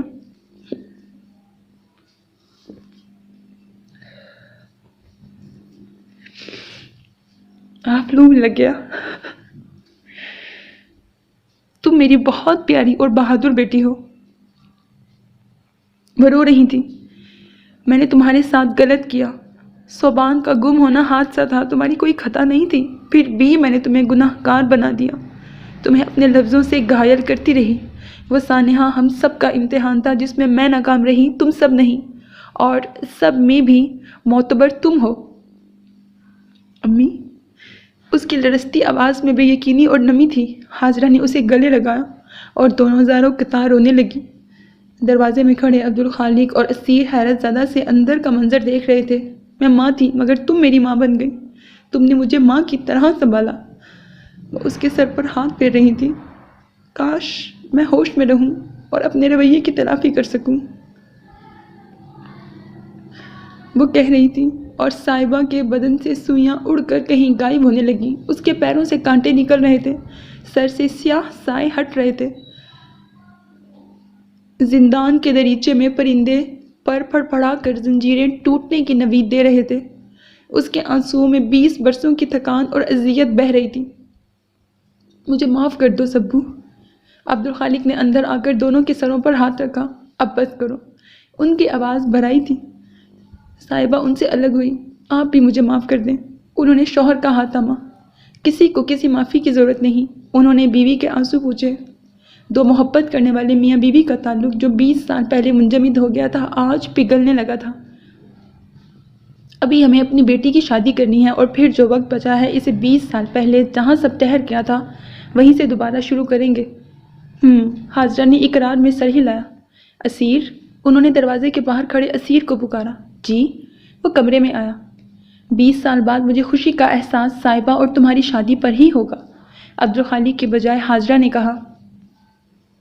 اسی رات سب کو فون کھڑکائے گئے۔ اس کی شادی کی تاریخ طے کرنے سے پہلے نعمان اور لائبہ سے بات کرنا ضروری تھا کہ انہیں اور بچوں کو کب چھٹیاں مل سکتی ہیں۔ اسیر نے آپی سے بات کی۔ انہوں نے عبدالخالق سے پھر تایا جان کو بھی یہ خوشخبری دی گئی۔ وہ سب حاجرہ کی ہوش مندی اور حواس میں ان کی تمنا پوری کرنا چاہتے تھے کیونکہ اس کا دورانیہ کتنا ہوگا کوئی نہیں جانتا تھا۔ جس رات 20 سال بعد عبدالخالق اور صاحبہ سکون کی نیند سوئے تھے وہ رات حاجرہ کی آخری رات ثابت ہوئی۔ وہ اپنے وقت پر جاگی نہیں تو عبدالخالق انہیں جگانے گئے مگر وہ ابدی نیند سو چکی تھیں۔ کہانی انجام کو پہنچے تبھی کتاب بند کر کے سکون ملتا ہے ورنہ ادھوری کہانیاں بے چین رکھتی ہیں اور ایک تکمیل کو نہ پہنچا قصہ کس طرح ان سب کو ادھورا کر گیا تھا۔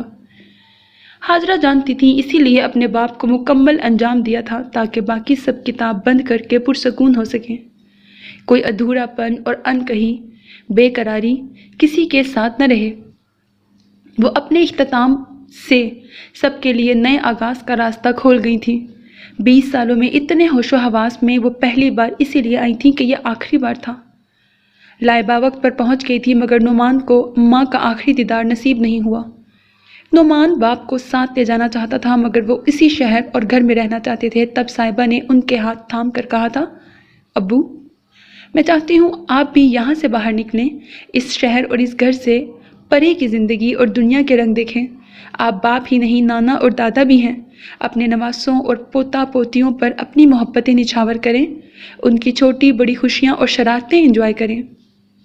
اپنے ان 2 بچوں کے ساتھ بھی وقت گزاریں۔ آپ نے ذمہ داریاں بہت احسن طریقے سے نبھائی ہیں۔ ان سب کے ساتھ زندگی بیٹھیں، مسکرائیں، ہنسیں۔ آپ یہاں اس گھر میں بند رہیں گے تو میں بھی آپ کے ساتھ بند رہوں گی۔ اور وہ مان گئے۔ ان کی شادی کے بعد وہ نعمان کے ساتھ چلے گئے تھے۔ اسیر کو یہاں کے ہسپتال کا کمٹمنٹ پورا کرنا تھا، اس کے بعد وہ ناسک میں اپنے والدین کا ہسپتال سنبھالنے والا تھا۔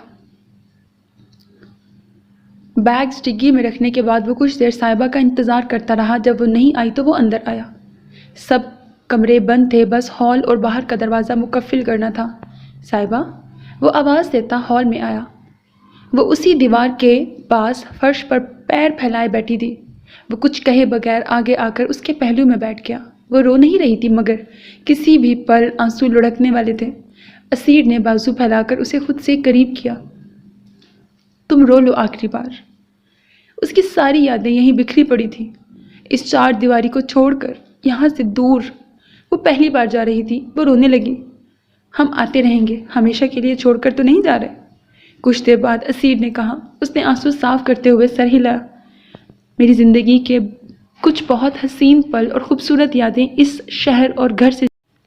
اسیر نے اس کی بائیں ہتھیلی ہاتھ میں لے کر پشت کے ہلکے ہو رہے نشان پر انگوٹھا پھیرا۔ یہ گھر اور شہر میرے لیے خاص ہیں کہ یہاں مجھے تم ملی ہو۔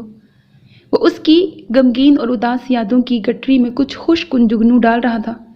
یہ ہمیشہ میری اچھی یادوں کا حصہ رہے گا۔ تم بھی اسے ایسے ہی یاد رکھو۔ صاحبہ نے اس کے ہاتھ میں اپنے ہاتھ کو دیکھا۔ بہت دن ہوئے اس کے احساسات کی محفل میں بڑی تبدیلیاں رونما ہوئی تھیں۔ کئی نئی چہرے پہلی دوسری کتار سنبھال چکے تھے۔ اداسی اور دکھ اب کہیں پیچھے دبکے رہتے تھے۔ وہ جانتی تھی یہ موقع دیکھ کر وقتاً فوقتاً آگے آتے رہیں گے، مگر اب وہ تنہا نہیں تھی۔ اس کے ساتھ اس کے پاس ایک ماہر طبیب، ایک مسیحا تھا، بلکہ نہیں، وہ تو ساحر تھا، جس کے چند الفاظ میں ہی وہ تاثیر تھی کہ زخم بھی خوشبو بکھیرنے لگتے تھے اور تیرگی میں رنگے احساسات ست رنگی ہو جاتے تھے۔ اتنے غور سے کیا دیکھ رہی ہو، بلکہ کیا سوچ رہی ہو؟ اسے یک ٹک ہاتھوں پر نگاہ ٹکائے دیکھ اسیر نے سوال کیا۔ اسی وجہ سے یہ میرے لیے بھی خاص ہے۔ اس نے اسیر کی سمت دیکھا۔ مگر یہ میرا میکہ بھی ہے، اس لیے ہر بار یہاں سے جاتے ہوئے میری آنکھیں نم تو رہیں گی۔ وہ دکھ ہی نہیں، سب کچھ بانٹنے کی اہمیت جان گئی تھی۔ فیئر انف، اسیر نے سر ہلایا، پھر یوں ہی اس کا ہاتھ تھامے کھڑا ہوا تو اسے بھی اٹھنا پڑا۔ اب چلیں، ورنہ آپ ہی خود آ جائیں گی۔ اس نے چاروں طرف الوداعی نظر ڈالی۔ سارے منفی اور مایوس خیالات وہ یہیں چھوڑ کر جا رہی تھی، اس امید کے ساتھ کہ اگلی دفعہ آئے گی تو ایک نئی اور پر رجا صاحبہ سے مل کر وہ یہ گھر بھی چھوڑ جائیں گے۔ چلیں، اسیر کا ہاتھ کھینچتے ہوئے وہ اس سے پہلے دروازے کی سمت بڑھی تھی۔ صاحبہ اپنی تکلیف اور تجربہ یوں ضائع نہیں جانے دینا چاہتی تھی۔ ناسک منتقل ہو جانے کے بعد اس نے اسیر سے کہا تھا، ہمارے یہاں گمشدہ افراد کے خاندان یا کسی بھی حادثے میں بچ جانے والوں کے لیے کوئی مستحکم ادارہ ہے، نہ کوئی سپورٹ سسٹم، نہ کسی قسم کی گائیڈ لائنز ہیں۔ جو محدود ہیلپ موجود ہے اس کا علم اور فائدہ اٹھانے کی سکت صرف متمول طبقے میں ہے۔ متوسط اور غریب طبقے کا کوئی پرسان حال نہیں، اگر کہیں کچھ ہے بھی تو ضرورت مند کو اس کی خبر ہی نہیں، جبکہ غریب بستیوں میں گمشدگی کے معاملات زیادہ ہوتے ہیں۔ میں ایسے خاندانوں کے لیے کچھ کرنا چاہتی ہوں۔ کسی نے ہمیں درد مل کر سہنے کا مشورہ ہی دیا ہوتا تو بھی ہمارے حالات بہت مختلف ہوتے تھے۔ اس لیے میں کوئی چھوٹی سی شروعات، معمولی سی مدد ہی صحیح، لیکن مجھے اپنے جیسے پیچھے رہ جانے والوں کے لیے کچھ کرنا ہے۔ اور اسیر نے وعدہ کیا تھا وہ اس میں اس کی پوری مدد کرے گا۔ اس معاملے میں آپی بھی اس کے ساتھ تھیں۔ کئی مہینوں کی ریسرچ اور محنت کے بعد اب اس کی ایک NGO تھی جو پیچھے رہ جانے والوں کے لیے کام کرتا تھا۔ ان خاندانوں کے ساتھ کام کرتے ہوئے وہ آہستہ آہستہ ایسے بچوں کی تلاش میں بھی انوالو ہو گئی تھی۔ 20-21 سال میں حالات بہت بدل گئے تھے۔ گمشدہ افراد کی تلاش کے لیے الگ محکمہ تھا، جن کا طریقہ کار اور نیٹ ورک بھی پہلے سے بہتر تھا۔ اقبال چودھری بھی اس کے NGO کے ساتھ رضاکارانہ طور پر کام کرتے تھے۔ عبدالخالق چند ماہ بعد کچھ وقت کے لیے واپس آئے تو وہ بھی کچھ دن کے لیے ان کے پاس آئی تھی، جب ایک دن اقبال چودھری کے فون نے ان کی دنیا بدل دی۔ صوبان مل کیا ہے عبدالخالق؟ ان کی آواز کا جوش اور خوشی اپنی اولاد مل جانے جیسی تھی۔ کیا؟ انہیں اپنے کانوں پر یقین نہیں آ رہا تھا، مگر یہ معجزہ رونما ہو چکا تھا۔ اقبال چودھری کی ہمیشہ اور ہر جگہ صوبان کی تصویریں دینے اور چھوڑنے کی عادت رنگ لائی تھی۔ کسی خاتون نے صوبان کی تصویر پہچان لی تھی جو جوانی میں لوگوں کے گھروں میں کام کیا کرتی تھی۔ وہ بچہ 20-21 سال قبل اس کے گمشدہ ہونے والے سال ہی ایک کرسچن جوڑے کے گھر آیا تھا۔ انہوں نے اس بچے کے متعلق کہا تھا کہ اپنے کسی غریب رشتہ دار کا بچہ گود لیا ہے۔ بہت ساری ضابطے کی کارروائیوں کے بعد وہ ان کے سامنے تھا۔ انہوں نے سب سے پہلے اس کی کوہنی پر وہ زخم کا نشان دیکھا تھا جو بچپن میں جلنے سے بچ گیا تھا۔ تقریباً 27 سال کا وہ دبلا پتلا نوجوان عبدالخالق کی جوانی کا عکس تھا، مگر کنفیوزڈ اور ڈرا ڈرا سا، جسے وہ ساری دنیا میں تلاش کر رہے تھے۔ وہ ان کے بہت قریب تھا۔ مزید تحقیق اور مجرم جوڑے کے اقبال جرم سے صاف ہوا کہ اسے پاس کے شہر کے ایک عیسائی میاں بیوی نے اغوا کیا تھا۔ پہلے 1.5 سال تک اسے بڑے پیار سے گھر تک ہی محدود رکھا کہ وہ کہیں بھاگ نہ جائے یا کسی کو اصلیت نہ بتا دے۔ وہ مالی طور پر خوشحال مگر بے اولاد تھے۔ صوبان کو گھر لانے کے بعد قسمت نے انہیں جلد ہی اولاد کی نعمت سے نواز دیا اور اس کے بعد انہیں کسی غیر کو بیٹا ماننے اور سمجھنے کی ضرورت نہیں رہی۔ اپنی اولاد کے ملتے ہی ان کا دل اور نیت بدل گئی۔ صوبان کی صورت میں انہیں بنا تنخواہ والا نوکر مل گیا اور گھر کے کاموں کے لیے وہ 4 دیواری کا قیدی بنا دیا گیا تھا۔ اولاد کی خواہش میں کیا گیا جرم اب اکلوتی اولاد کی خاطر ہی زندگی بھر چھپائے رکھنا لازمی تھا۔ انہوں نے اس کوشش میں صوبان کی شخصیت مسخ کر دی تھی۔ وہ ہمیشہ گھر میں بند رہنے والا، ان پڑھ اور اعتماد سے محروم، کمزور سا نوجوان تھا۔ ایک بوڑھے اور ایک لڑکی کو یوں خود سے لپٹ کر روتے دیکھ اس کا دل عجیب ہو رہا تھا۔ اسے اپنی زندگی کے غیر معمولی پن کا احساس ہمیشہ رہتا تھا، مگر حقیقت اتنی ڈرامائی اور دکھی ہوگی یہ اس نے کبھی نہیں سوچا تھا۔ ہاجرہ کی دیوانگی یوں ہی نہیں تھی۔ صوبان کے ذہن میں صرف ماں اور مکان کی دھندلی یادیں تھیں، ان کے علاوہ اسے کوئی اور یاد نہ تھا۔ اس یاد کے سہارے اس نے مان لیا تھا کہ اس کی صرف ماں تھی اور وہ کسی وجہ سے دور ہو کر خود ہی بھٹک گیا تھا۔ اس کی ایک ہی خواہش تھی کہ وہ کبھی تو اپنی ماں سے مل سکے۔ جب وہ ہاجرہ کی تصویر دیکھ کر پھوٹ پھوٹ کر رویا تو سب کے دل میں ایک ہی کاش تھا کہ ہاجرہ یہ دیکھ پاتی۔ نعمان اور لائبہ بھی آئے تھے۔ وہ ان کے لیے بھائی اور بیٹا تھا، لیکن اس کے لیے وہ سب اجنبی تھے۔ اجنبیت اور دوری کے باوجود خون اور دل کے رشتوں نے بہت کچھ آسان کر دیا تھا۔ کار سے ٹیک لگائے وہ بھیگی آنکھوں سے قبرستان کے احاطے کی سلاخوں کے پار کا منظر دیکھ رہی تھی، جہاں ہاجرہ کی قبر پر صوبان زاروں قطار رو رہا تھا اور عبدالخالق اسے شانوں سے تھام کر کھڑے تھے۔ وہ سب آج یہ شہر اور گھر چھوڑ کر جا رہے تھے۔ صوبان کو طبی اور نفسیاتی مدد کے ساتھ ساتھ محبت اور اپنائیت کی ضرورت تھی، اور یہ سب کے ایک ساتھ رہنے پر ہی ممکن تھا۔ کاش امی تھوڑا اور انتظار کر لیتی، اس نے آنسو صاف کرتے ہوئے کہا۔ اصل زندگی میں ایسی پرفیکٹ اینڈنگ نہیں ہوتی ہے۔ اسیر نے صوبان اور عبدالخالق کو دیکھتے ہوئے ہی اس کے پیچھے بازو پھیلایا۔ مگر صوبان کے لیے مجھے پرفیکٹ اینڈنگ لکھنی ہے صاحبہ۔ اسیر نے گردن اس کی سمت گھمائی۔ صوبان کو ابھی اپنی شخصی، مذہبی، خاندانی ہر پہچان تلاش کرنی ہے۔ اسے اپنانا ہے۔ وہ بہت ٹوٹا پھوٹا ہے، اسے اپنے پیروں پر کھڑے ہونے میں ہی بہت وقت لگے گا۔ اس کے لیے یہ سفر نہایت مشکل ہے، اور پھر اب تک جس کی زندگی امپرفیکشن کی مثال رہی ہو، اس سے کسی بھی معاملے میں پرفیکشن کی امید لگانا زیادتی ہوگی۔ لیکن میں اس سے امید نہیں رکھ رہی، خود سے کہہ رہی ہوں۔ آپ یہ سمجھیں اسے صرف آنٹی یاد تھی اور کوئی نہیں، اور اب وہ ہی نہیں ہے۔ صوبان بھی پیچھے رہ گیا ہے، اس لیے اس سے بہت توقعات رکھیں نہ خود کو اس پریشر میں ڈالیں کہ سب صحیح کرنا ہے۔ اس کے ذہن میں صوبان بھی پیچھے رہ گیا ہے، اٹک گیا تھا۔ اس نے نظر پھر ادھر کی جہاں عبدالخالق نے اسے گلے لگایا ہوا تھا۔ اسے پیچھے رہ جانے والوں کو سنبھالنے اور سنوارنے کا سلیقہ آ گیا تھا، اور وہ اس بار تنہا بھی نہیں تھی۔ تو مجھے امپرفیکشن کو ہی تکمیل سے زیادہ خوبصورت بنانا ہے، اس نے مسکراتے ہوئے پورے یقین سے کہا تھا۔ سو میرے عزیز listeners, this was the end of the novel, وہ جو پیچھے رہ گئے، بائی آسیہ رئیس خان۔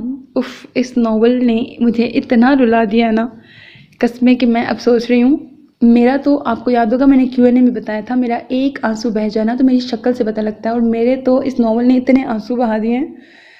اتنا بار میں نے پوز کر کر کے میں کہتی تھی نہیں تھوڑا حوصلہ آئے گا پھر پڑھوں گی، اور میں پھر جب پوز کرنے کے بعد حوصلہ کرتی تھی اور میں جب پھر شروع کرتی تھی تو مجھے پھر سے وہیں سے ہی یاد آتا تھا، لائک سین سارے پڑھ کے امیجن ہوتا تھا سارا، اور مجھے رونا آتا تھا۔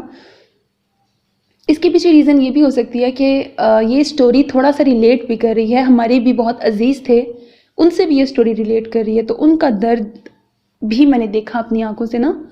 تو اس کہانی کو پڑھتے ہوئے جب مجھے وہ لوگ یاد آ رہے تھے تو مجھے زیادہ میں ریلیٹ کر پا رہی تھی، تو شاید یہ سٹوری اس لیے بھی میرے لیے تھوڑے زیادہ ہارٹ ٹچنگ اور ایموشنل تھی، اور مجھے یقین ہے کہ جس نے بھی مجھے سنا ہوگا وہ بھی یقیناً رویا ہی ہوگا۔ بہرحال سٹوری مجھے بہت پسند آئی ہے، بہت اچھی لگی ہے مجھے۔ کچھ ورڈز میں ایسا اثر تھا کہ دل کو لگ رہے تھے، یا وہ بھی دوسری ریزن ہو سکتی ہے، جیسے میں نے آپ کو بتایا کہ تھوڑا ریلیٹ کر رہی تھی ہمارے بہت عزیز لوگوں سے یہ سٹوری۔ میں نے ایسا واقعہ خود دیکھا ہے اپنی لائف میں نا، اسی طرح لائک بچھڑ جانے والا، گم ہو جانے والا، تو اس لیے شاید میں ریلیٹ کر پا رہی ہوں اس سٹوری سے بہت زیادہ، اور شاید اسی لیے یہ کہانی میرے دل کے بہت قریب تھی، اور اسی لیے شاید مجھے بہت زیادہ کنٹرول کرنے کے باوجود بھی رونا بار بار آ رہا تھا۔ امید ہے آپ کو پسند آیا ہوگا۔ اپنا بہت خیال رکھیے گا، نیک تمناؤں کے ساتھ، اللہ حافظ۔